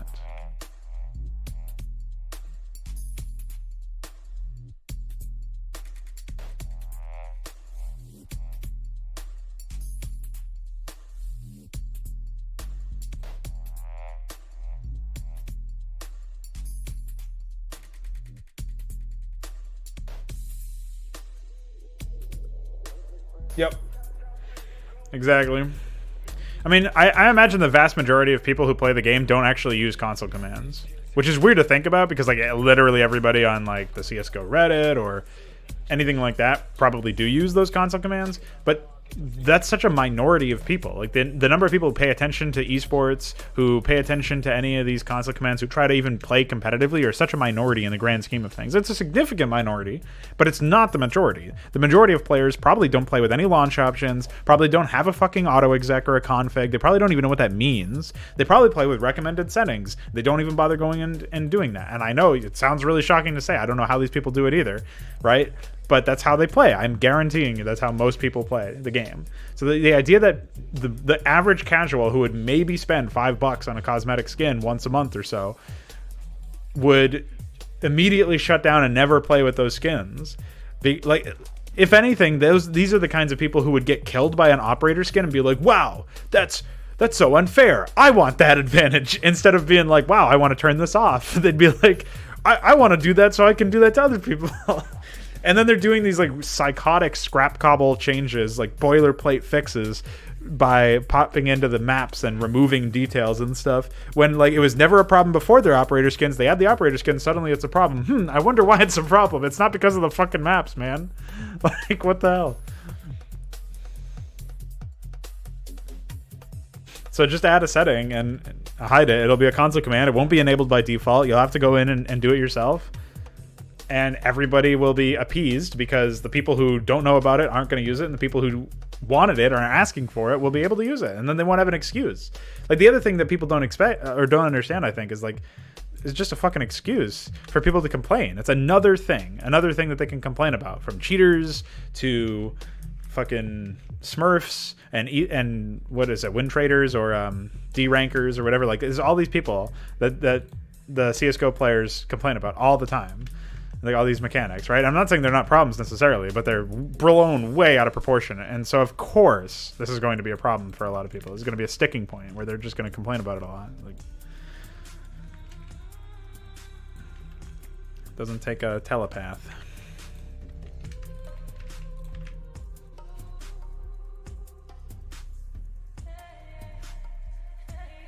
Yeah, and Zool came up with like an RGB value change to all of the models to fix that.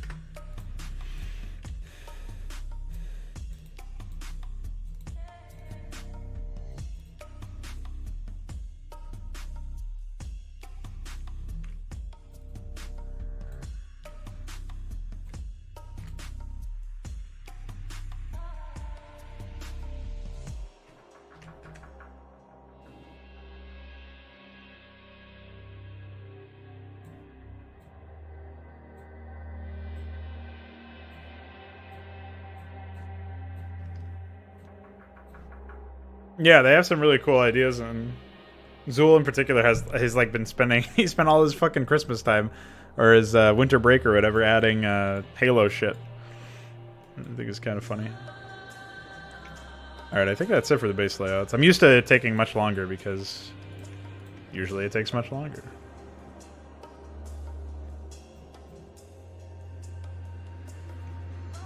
What's up, Consti?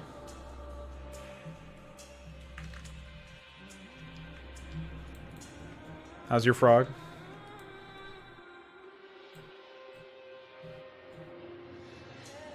Okay. Let's see what else we got here.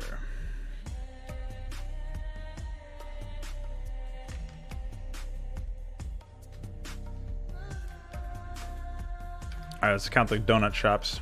1, 2, 3, 4, 5, 6, 7, 8, 9, 10, 11, 12. 12.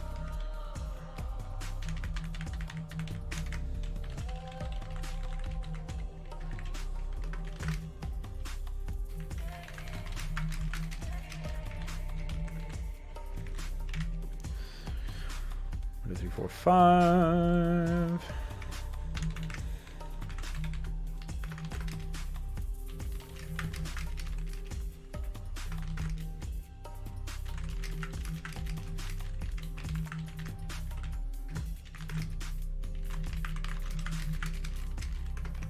Is there anything else? Yeah, bunkers and wardens.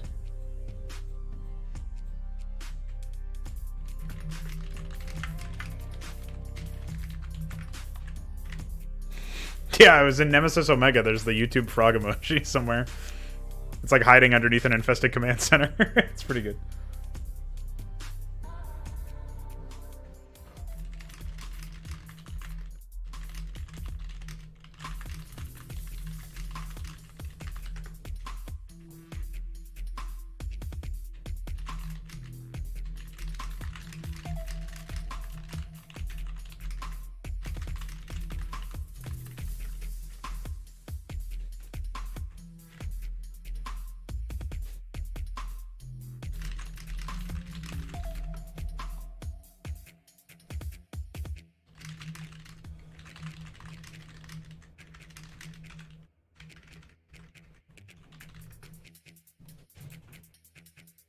Dog.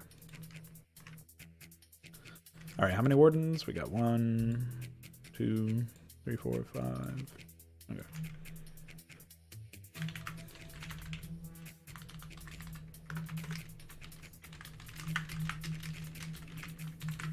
I think there was only 3 bunkers in the main. Yep. Okay.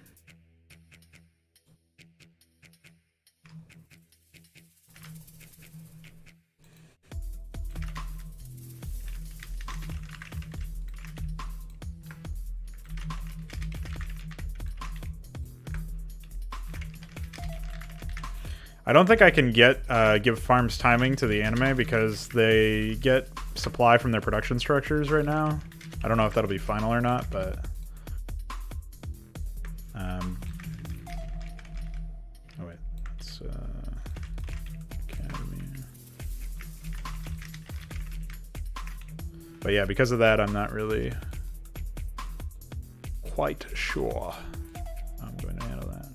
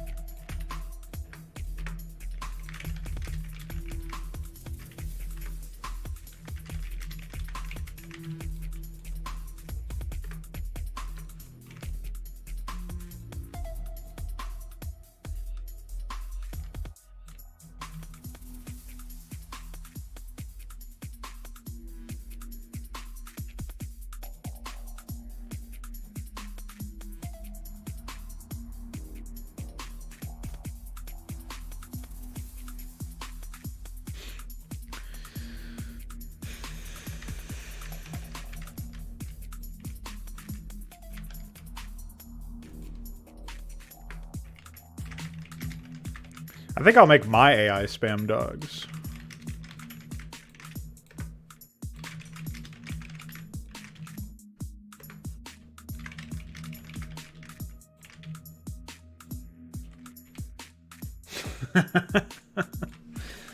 Dude, I always forget that Pepe is like... Isn't it actually not even allowed on Twitch anymore? You have to use better TTV or something?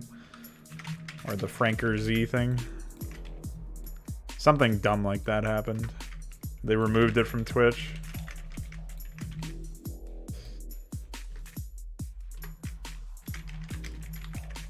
Meanwhile, all like the CSGO broadcasters and stuff are still like, ah, feels bad, man.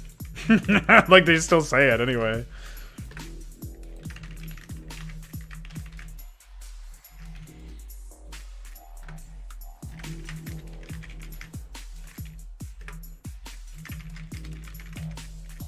I think that whole thing is crazy.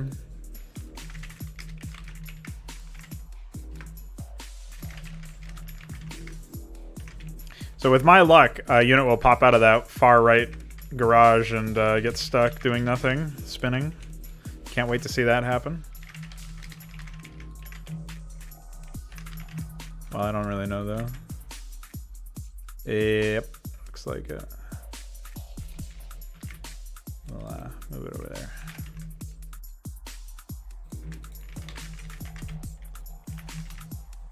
the only thing that makes sense.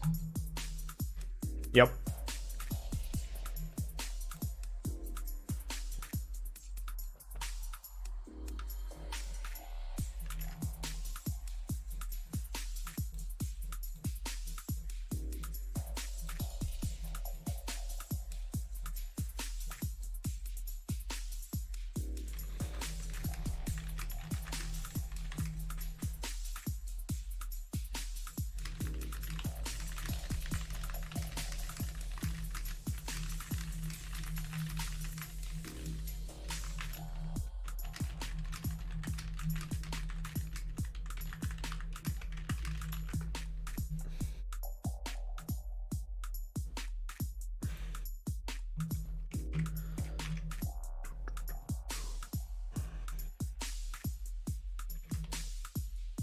Oh yeah.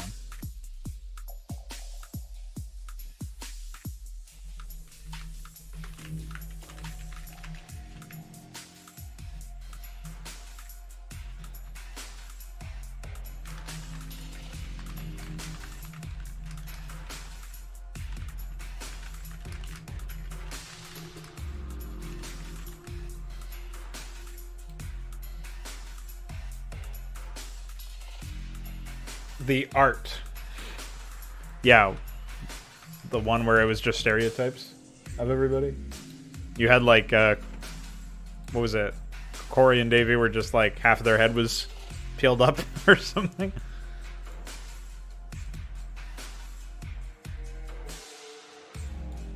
I'm pretty sure you pinged me with it at some point. It was like a couple weeks ago.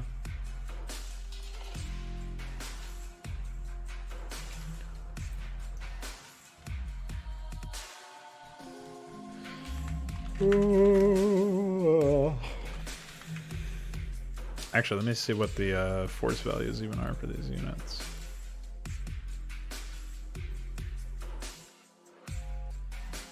Oops. What is it, 28?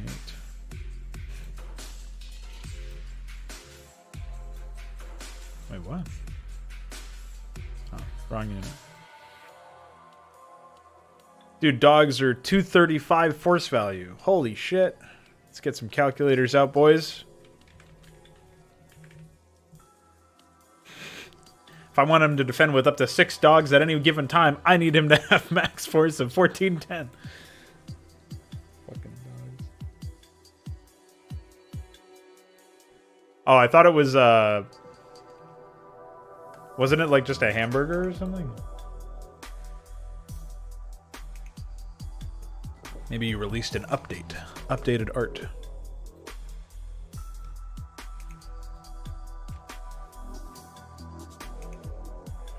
Oh yeah, I also have to look into the iScript for the dog, don't I? I'm pretty sure there's something fucked up about them. They attack very slowly. So that was the Rhinodon, I believe.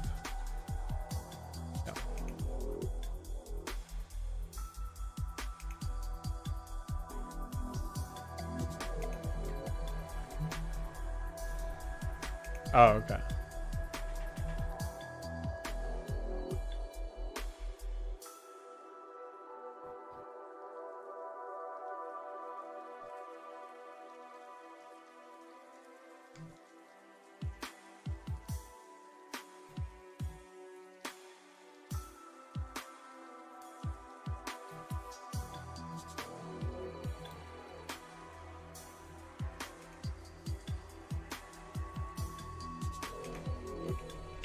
Let's try putting it in an impossibly low number and we'll see if that fixes the issue.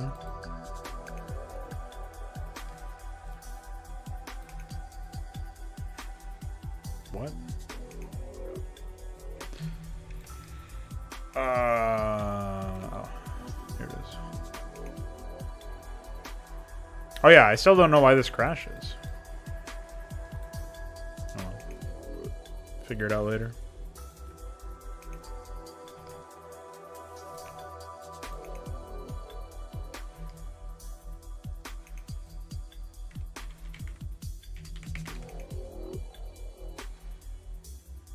Oh, okay, perfect.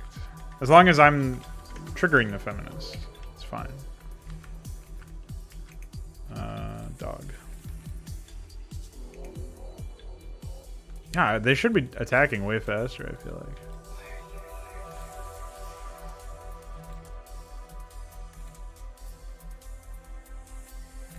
It's just that their animation is the way it is. And there's no way to play it faster, I think.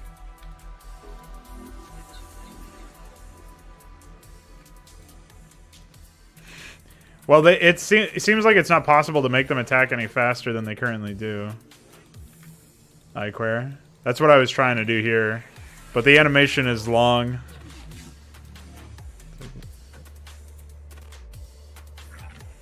Oh, maybe not. It seems like there's some built-in delay. Somehow.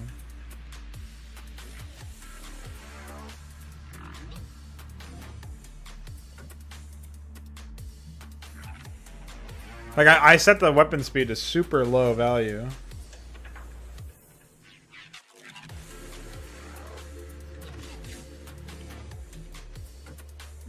Yeah, they can just eat everybody. I need to switch in.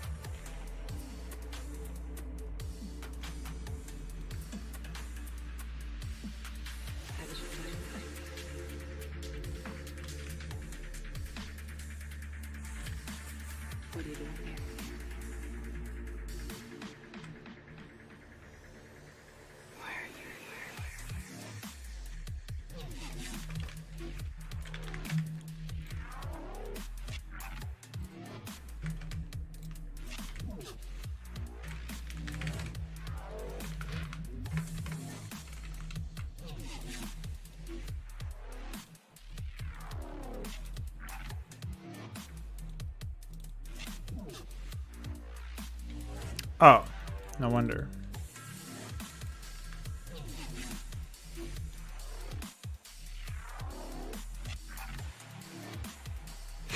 You can actually squeeze through that. It's crazy.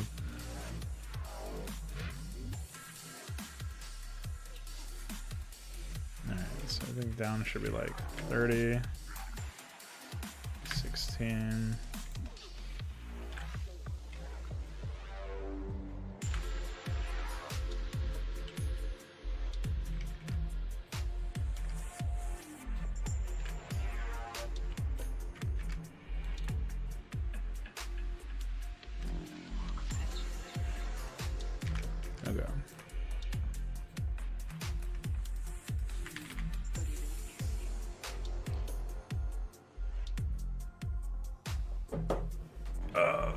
Well, I think Balrog is... Who controls Balrog again? Let me take a look.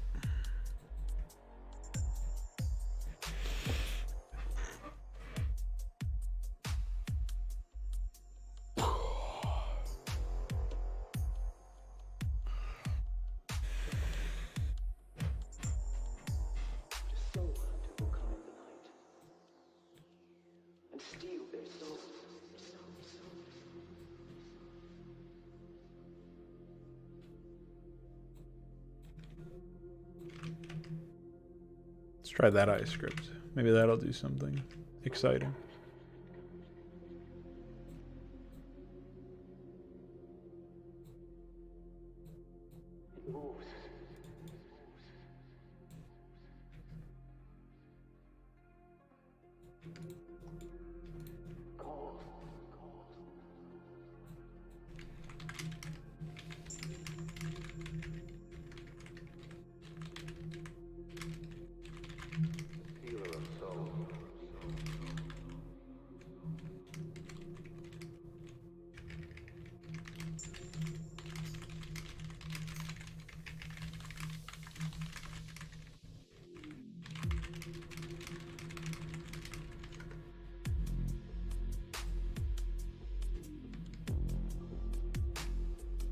Nargil.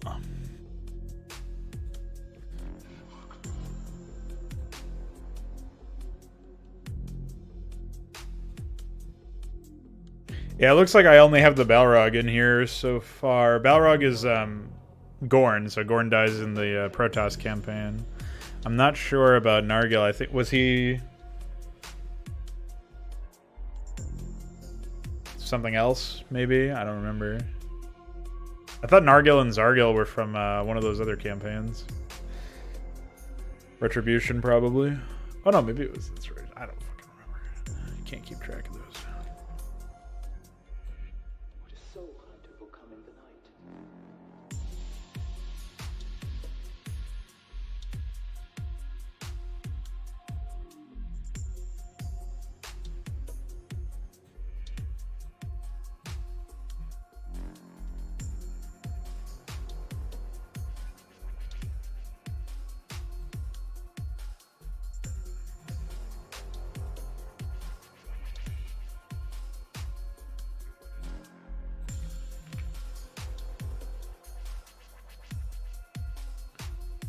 Oh, okay.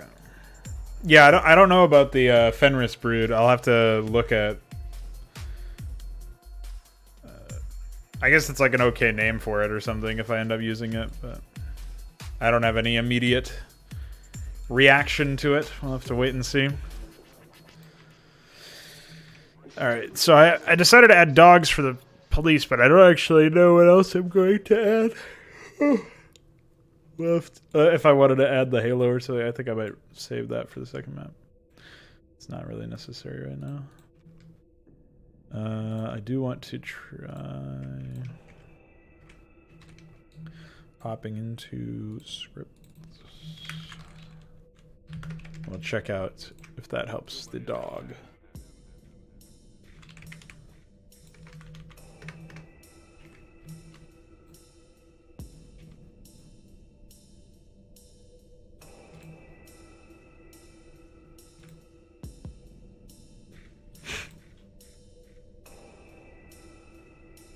A reasonable animation, guys. It's too bad we can't wait half a frame.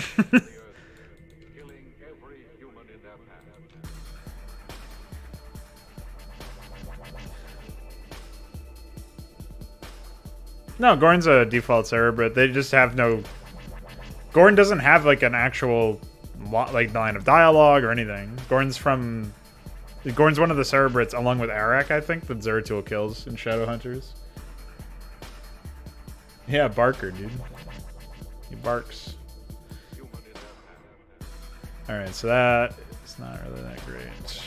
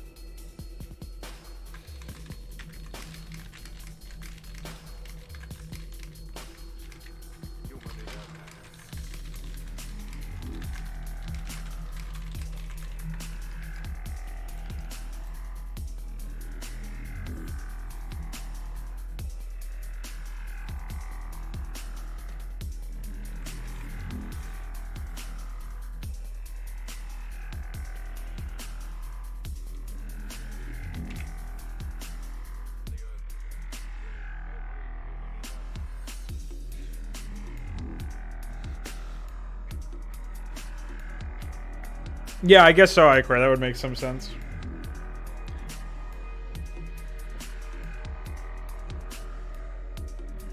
Yeah, Kag's gonna be an inconsummate. I've got plans for him.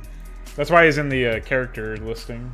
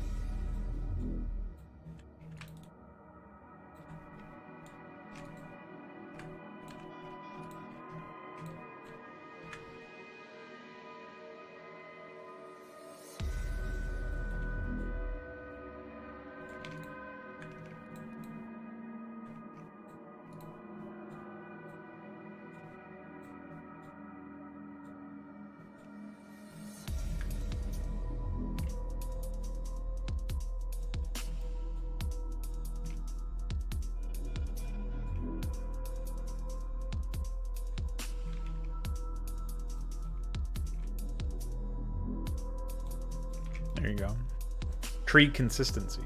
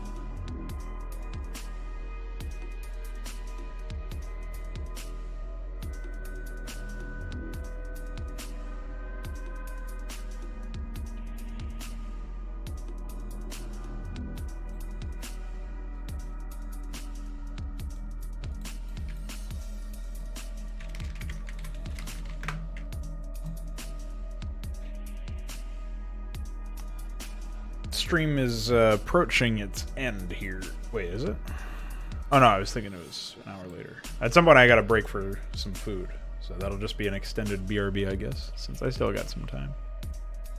I didn't have as much breakfast as I should have.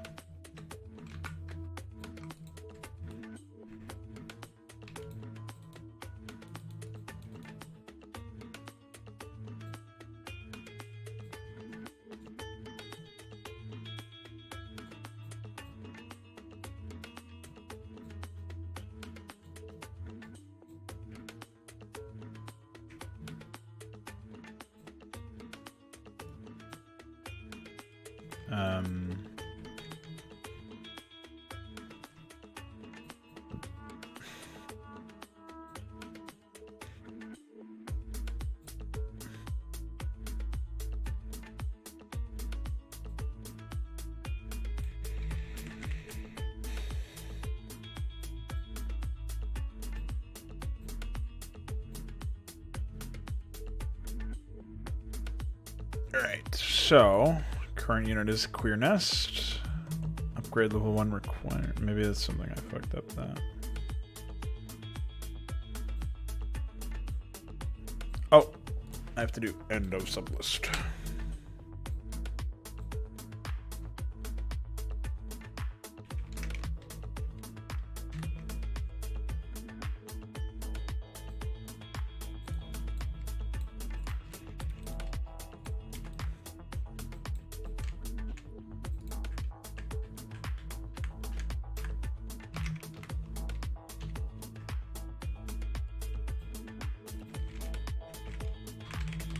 I wonder if that had something to do with the crash, though.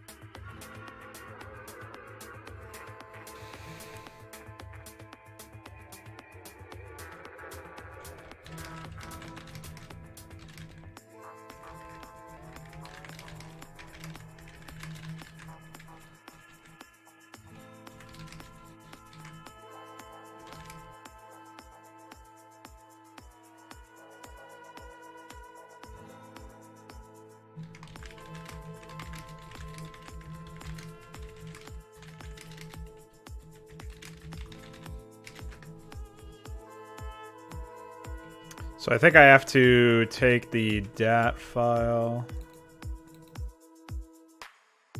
open up upgrades dat, and then give this upgrade a second level.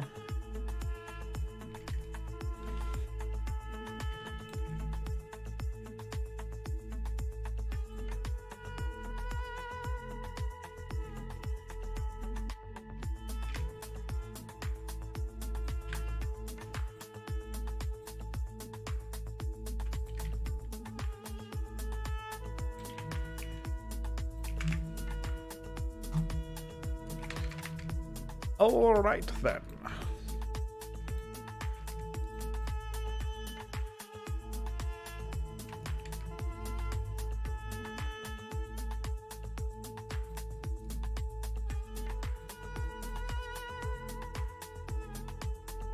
So that should fix that problem.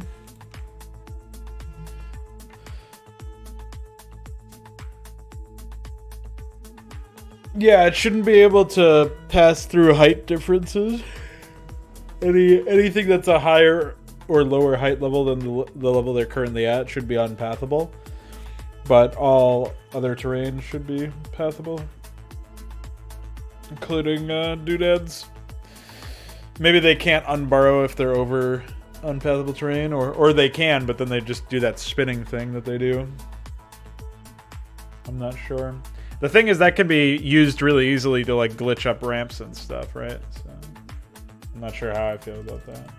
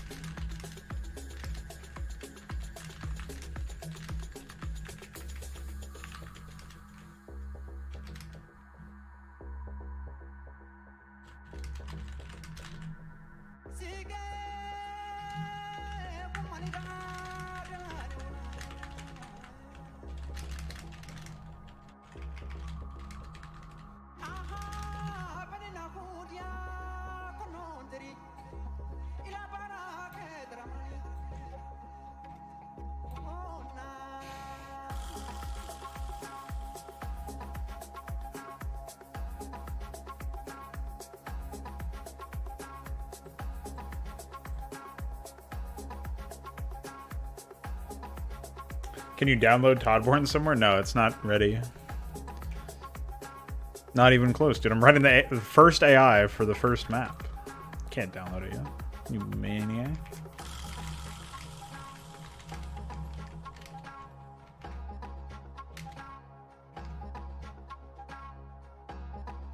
Oil print stands. Yeah, dude. Check out my Nasheed, lol.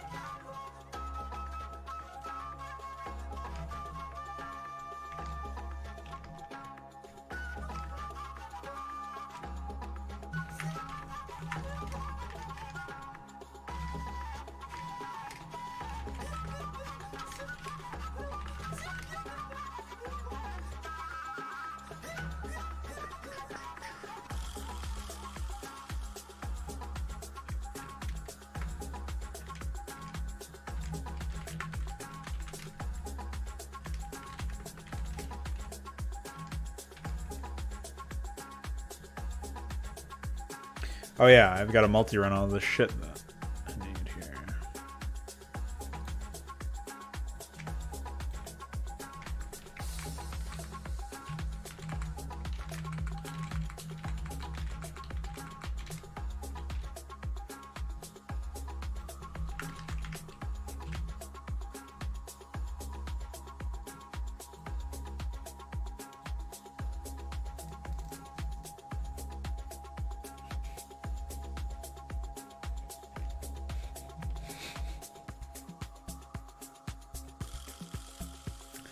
Veek, can you do me a favor and read this? Can you do me a solid? It might be hard. It might be hard on YouTube. So hold on. Just one sec. What's up, Atreus? Here, I'll just zoom in on that a little bit.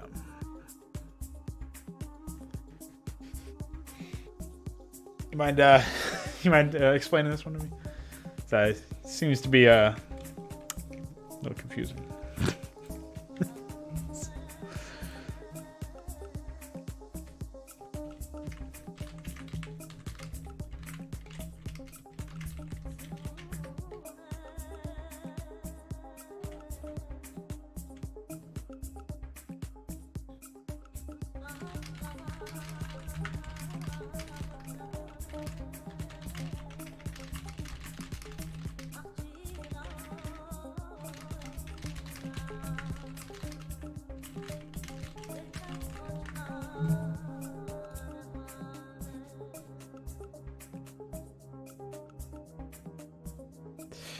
XD. A classic move.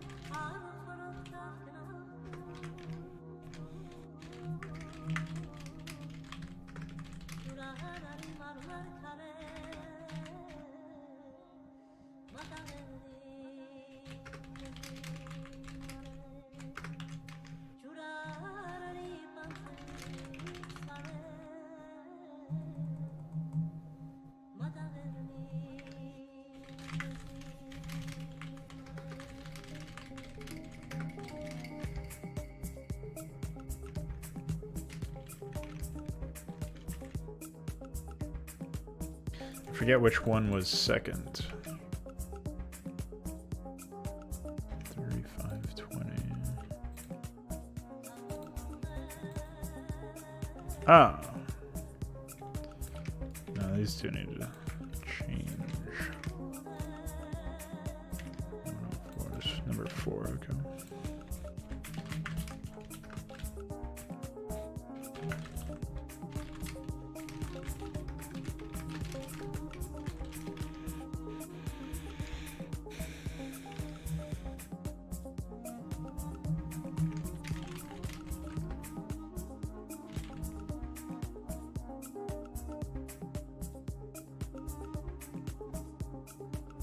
No, I mean, the best way would be to be able to just directly copy it to clipboard through SEM draft.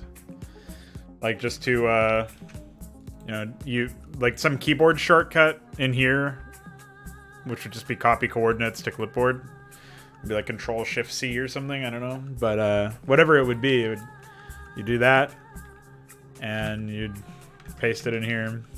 I think that would be the best way. Because, like, the thing is, you have to fill in everything else in the base layout in terms of, what unit it is.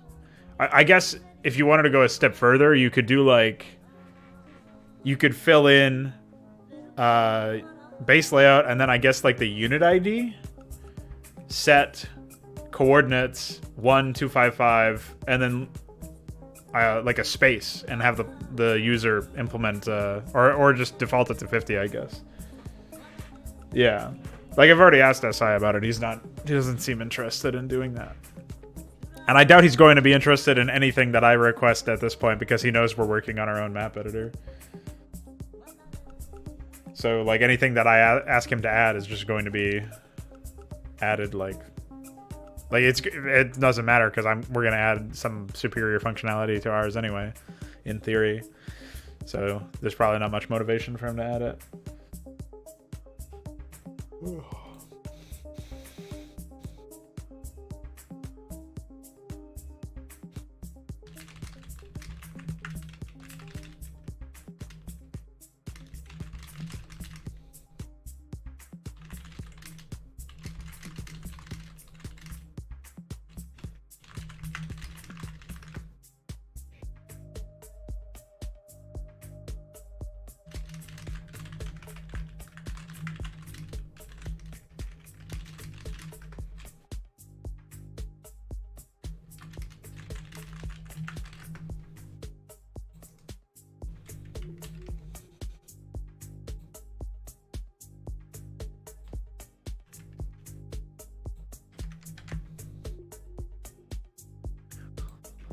Yeah, I mean, like, that would probably be the best way to do it, what I was just describing. Maybe you can implement that in your mapping tool when you add, like, unit rendering and unit placement. But obviously that may be, like, a far away, very far from now, But that would be my suggestion. Like, basically, you could set up in, like, a window, like a setting over here. It would be, like, there'd be a thing that would say, like, copy coordinates as, like, one of these options. And then the options would be, like, for base layout, for guard, or just coordinates.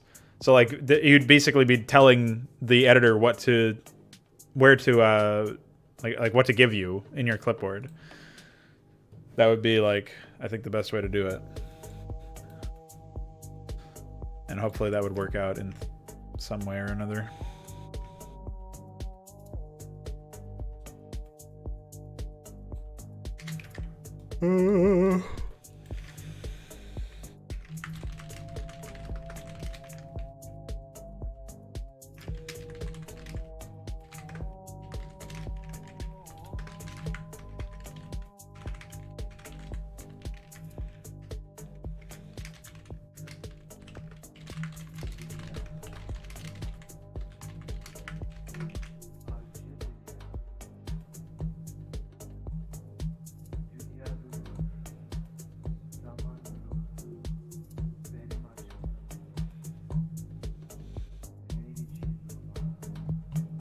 Yeah, a lot has changed since in Consummate. I take on cutscenes. I still have to figure that out. I'm going to do a podcast with Mesk where we talk about some of that coming up. I don't know when, but that's definitely one of the big topics to hit for the next podcast. I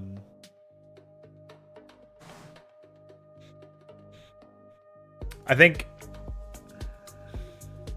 there is something to be said for the value of an intermission and some sort of reward for completing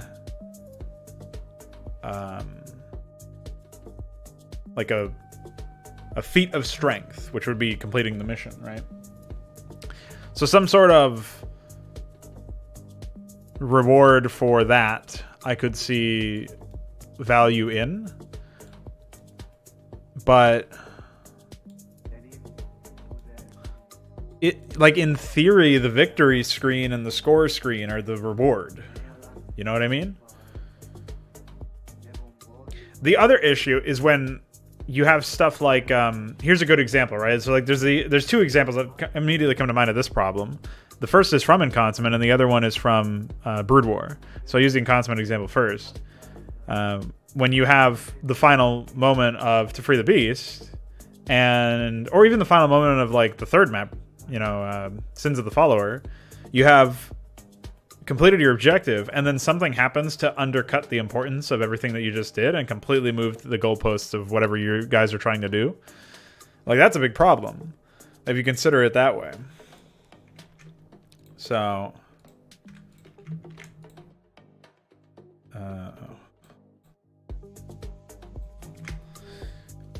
like the way that I think about it is like, you just beat up all the raiders, you got them sent home, and then Gorn dies, and suddenly you have to worry about that instead of being even able to celebrate the victory or to feel rewarded for doing so. It's like, okay, I know you just did all that work, but here's the next story event, and it feels like you weren't working towards that. You were working towards something else, and that gets nixed. So that's kind of an issue, I think. And obviously, in To Free the Beast, it's like, you spend all this time fighting Protoss. It's the hardest map of the entire campaign. You finally get there and destroy everything, and voila, the Overmind's dead. It's a big, like, pulling the carpet out from under you and all that stuff. And yeah, exactly. Like, the Harvest was problematic because of the fact that it interrupted your shit, right? The first map is also like that, but the Harvest had that same sort of issue. Then you have the example from Brood War is, if you guys remember, in Emperor's Fall, you have to like destroy all of the Dominion forces, and it's a fairly long battle when you're like bad at the game, like everybody was when they were originally playing, right? So they play Brood War, they finally beat that guy, and then all that happens is he just gets fucking pulled away. He gets recalled out and like surprise escape. It completely undercuts the impact of you doing all that. It's like a slap in the face because you just went through all that trouble to kill him or to secure him and take him prisoner or whatever. And so if you were actually invested in the story and wanted the characters to win or wanted your side to win or something, then that would completely throw that back in your face, right? So that's not a good idea either. So that's where I think like the story has to be written in such a way where you are moving towards a concrete goal, and even if there are twists and turns, which there likely will be, they're not going to be presented in such a way where it undercuts the importance of what you were just doing. You know what I mean? So that's like a big concern I have, generally speaking.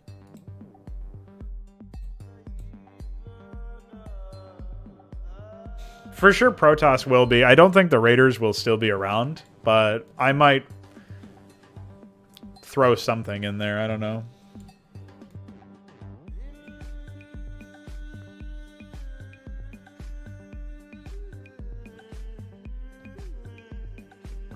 I think the Nerazim could theoretically be on the map, but I don't really want to reveal them in Inconsummate. I'd rather them, like, as a faction, I mean, I would rather them be more behind the scenes. Maybe a couple of their units could be aiding the Protoss, and that can be like a slight introduction to those units and what they do. But the point of it would be that they would be like helping the Protoss in that particular area, so you do see them, but they're mostly just keeping watch over the situation. They probably wouldn't have very large quantities. Is what water this? Yeah. It's a little lake. Got some bridges. And you got ice. More water. I think it's going to be ice and installation. I don't know about Badlands. I guess we'll wait and see on that one. Alright, so we know that we got the AI going. Infirmary. Oh yeah, 5 station is a swap post.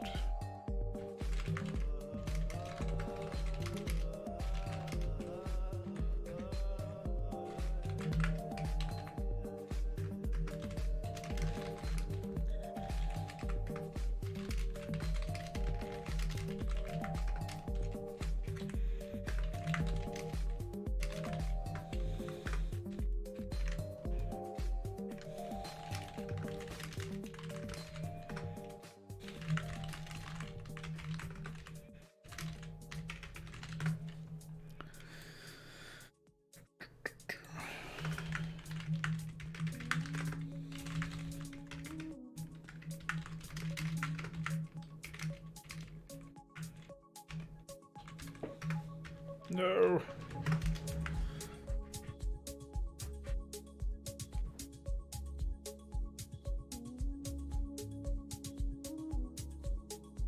Yeah, free for all with all those for sure. We'll see what happens. Might even be some Protoss experiments, but I don't know how they would have macro in that sense, whereas Zerg, it's a lot easier to explain.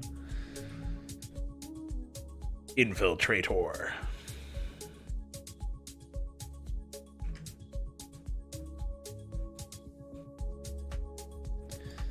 Alright, so I need to 2 5 4 4 3 4 5 0 4.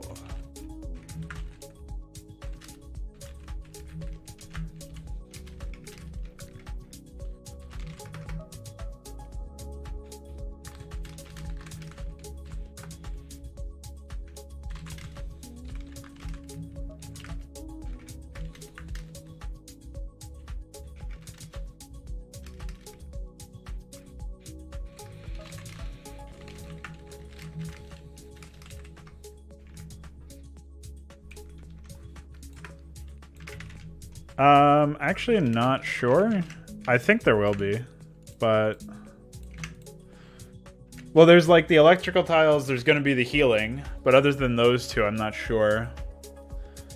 Maybe there will be like a repair bay area or something that he repairs mechanical units. Like it'll be nanites or something like that, and they'll repair all mechanical units, including Protoss ones.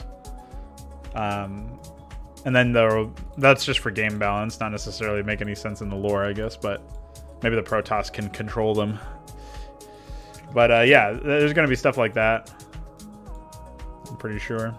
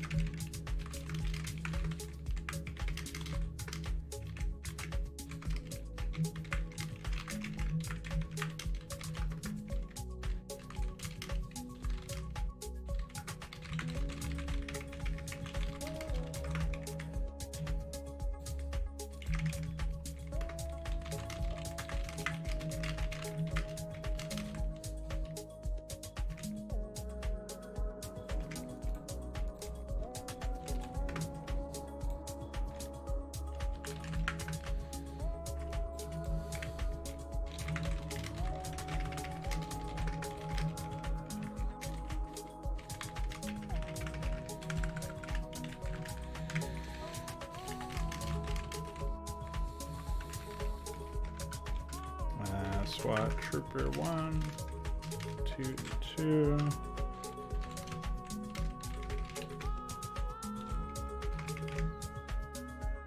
I also think that it makes sense to have the Psi Disruptor be an installation because that's what it ultimately ends up being anyway, so the idea that it would be different seems a little odd.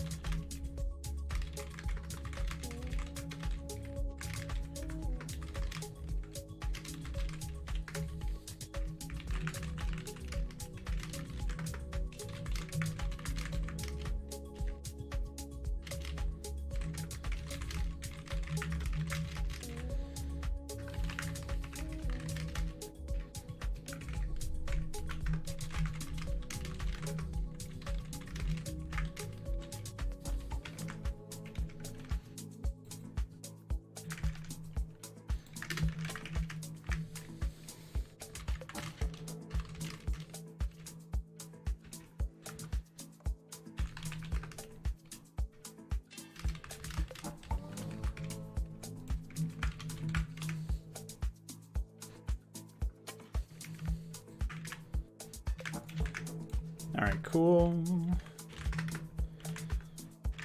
Alright, so that's everything for the main town. Pretty sure. Pretty nice. Oh, I should probably check how many workers I should actually have. 1, 2, 3, 4, 5, 6, 7, 8, 9, 10, 11.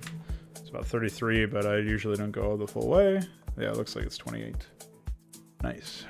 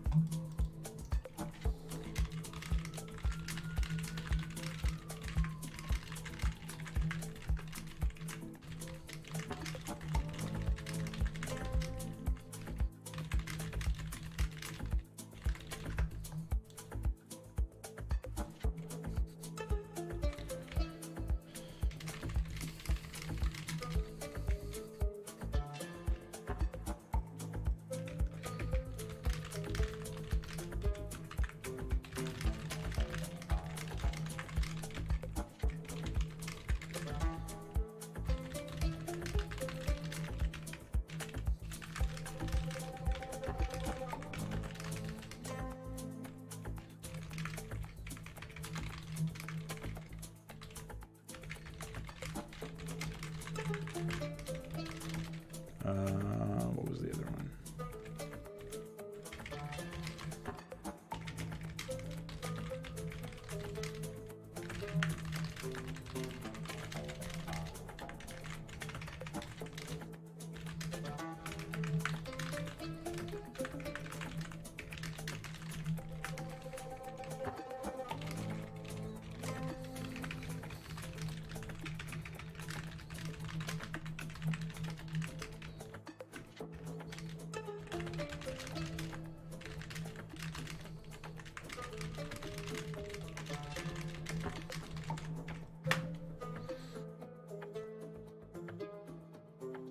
What's up, Dame FN?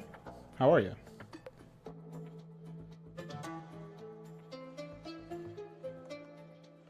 Yeah, I think holdout maps are going to be a little challenging. I mean, Desperate Alliance is already like not a holdout map anymore. You have to get out of your base and defeat the Zerg.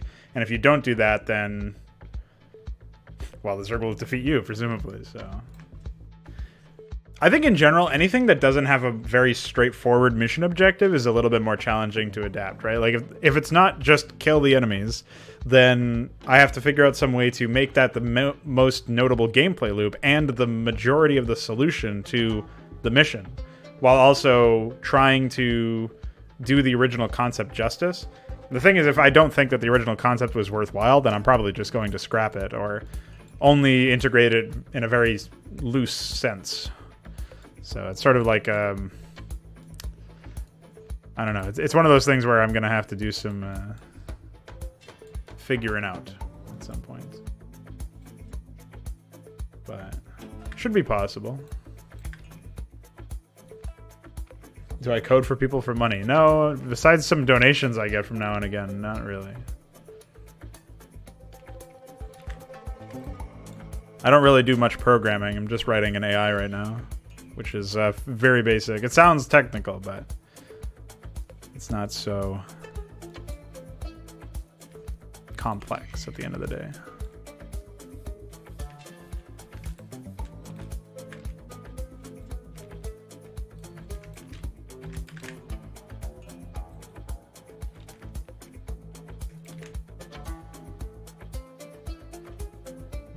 But I do a whole list of things, from coding to level design.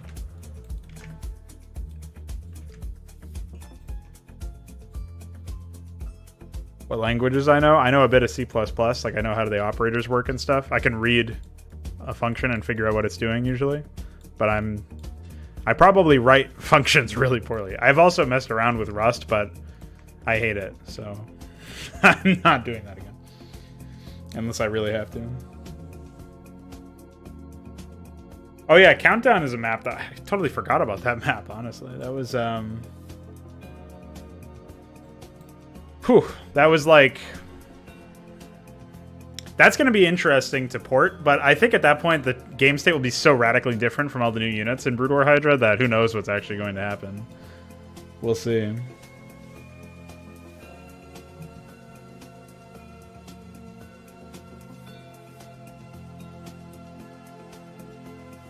Oh, okay. Yeah, I've got no experience in mobile coding or app coding or anything like that. I don't even know what language you would go for something like that. It's like I know most phone games are done in Unity. Maybe some are done in Unreal, but I don't even know if that works in phones. But, yeah, I don't know. You can probably figure out, like... There's probably phone app coders that you could go find on, like, Twitter or... Maybe there's like a... I don't know. There's probably some place in some social media website that you can go find. But I wouldn't even know where to begin for that. I would have to start, like, looking for... like, just Googling, like... coding Android app or something. I don't know. But hopefully you figure out some solution to it. The Countdown should be destroying Keysburg bases. Yeah. So, like... It might even start out as a fairly small scale map, actually, where you are mostly dealing with like a 1v2. Well, I guess it would be a 2v2 because it's Hydra. But you got your two starting bases. That's an easy enough one to convert in that sense because you just give one base to one player and another base to another, like the other one. But then you would have like the other AIs would pop in and like allied AIs would sort of arrive partway through the map, probably, bringing reinforcements with them. And I'd like to find some way to make it a free-for-all. Like maybe some of Alderas's loyalists from the previous mission could do it. Could be there and still fighting to avenge him. Because what it really doesn't make any sense is why, if the Conclave were dumb enough to be led by Alderas, and then Alderas gets killed by an infested Zerg, or an infested Terran, right, Kerrigan, who's leading Zerg, and this was done on the watch of the Protoss that Alderas was rebelling against, like, that would be... They would be apeshit over that thing, you would think. You would think they would not be just be like, okay, now we'll follow you. Like, what the fuck? I actually think that early on in the Brood War Protoss campaign, you're actually going to switch over to playing as the Nerazim instead of the Protoss. So it'll be like a completely new tech tree. Sort of like how the UED is going to be a new tech tree. And in that sense, the Kerrigan's kind of the odd one out for her campaign in the Brood War because she's going to be the only one without like a brand new tech tree, whereas everybody else will have one, so...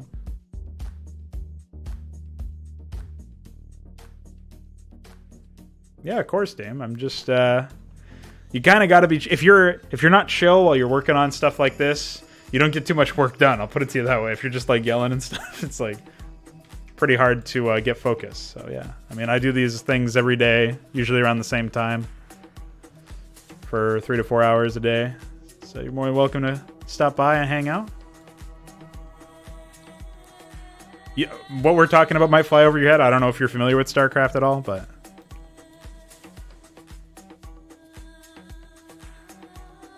Yeah, Kerrigan, exactly. No, this isn't a new. This isn't my own game. This is actually a mod for Starcraft. It doesn't kind of look like it, even though the tile set is obviously from Starcraft. But I took like a bunch of graphics from other games and stuff, slapped them in here, had somebody edit some of them. So we got like, it's a real silly one. It's not very serious. You got these cops, and these police guys are just completely incompetent, pretty much, and they use dogs and all this other silly shit. And then you're fighting against these anime characters, basically. They're not actual anime characters, but they're like the worst of the bunch of anime fans. So they just they throw memes at you, you know? They're just degenerates. Nobody likes them. They don't even like themselves. You got to fight them. So this first map is you got you and your ally, who I'm writing the AI for the ally right now, and then eventually I'll have to write AI for the two anime characters, the two anime AI, and they're building bases and shit. But yeah, I'm releasing this for free. Like I said, the only thing that I get paid for with this stuff is donations. I work a different job later today. Actually, I go to work, but I find other ways to make money. So there you go. We got donuts here. You mine donuts and you make money that way. It's great. Turn donuts into men. Donut golems. Yeah, hell yeah, man. Cheers. Good luck with your stuff.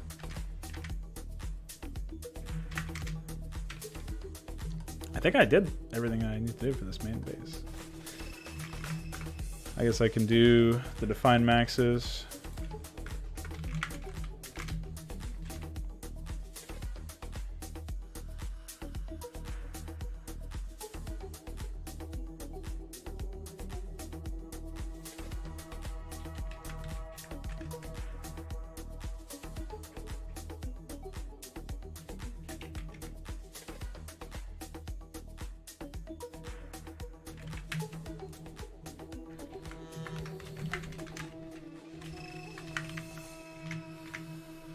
All right. And then we got define max.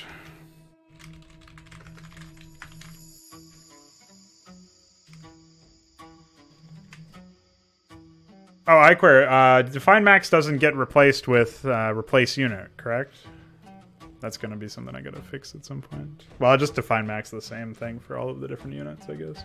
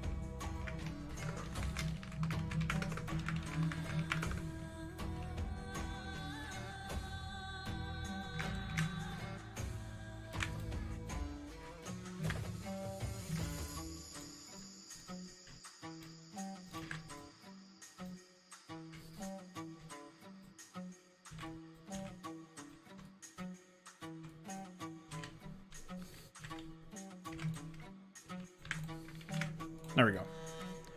Good to go. Nice.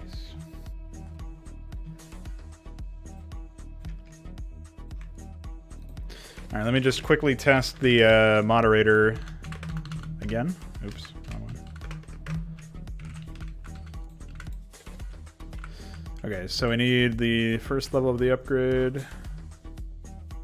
Oh, it's still broken. Anyway, just because I want to do it again, we're going to have ourselves a fun little time here. Just waiting for him to get max stacks. He's getting up there. There we go. Perfect. All right, now we get to see the Moonwalker. Moonwalker. Ah, destroyed. Hold on, we gotta hit him. Pummel him. Don't let him escape.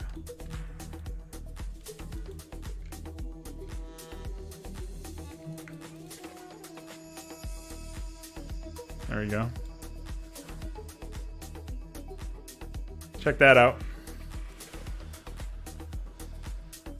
Now you know. Don't fuck with the moderators, dude. They'll put your account on slow mode. They'll shadow ban you. That should be an ability. Or like an admin. 9gag admin. That's a new unit. And they have an ability called shadow ban, which just it just hides the unit from existence. Even the player who owns them can't click on them anymore.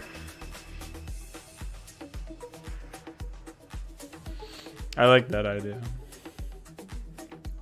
I think honestly at some point I should probably replace 9gag with Reddit, because it's more in line with Reddit, but whatever. There you go, man. You got your spin.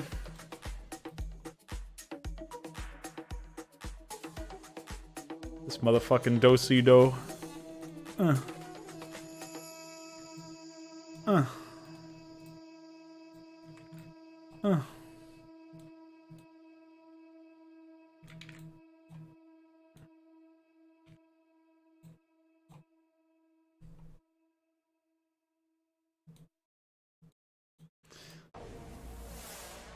Yeah, they're all the same. No difference.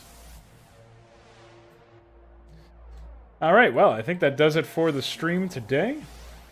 I'll be back tomorrow to do some of this and some Fraud Night. And then Sunday is another stream, and then maybe some custom Brood War shit where I can hurt my brain. But that'll probably be after work. So work 2 to 6 or something like that. So yeah, we'll see. Figure it out.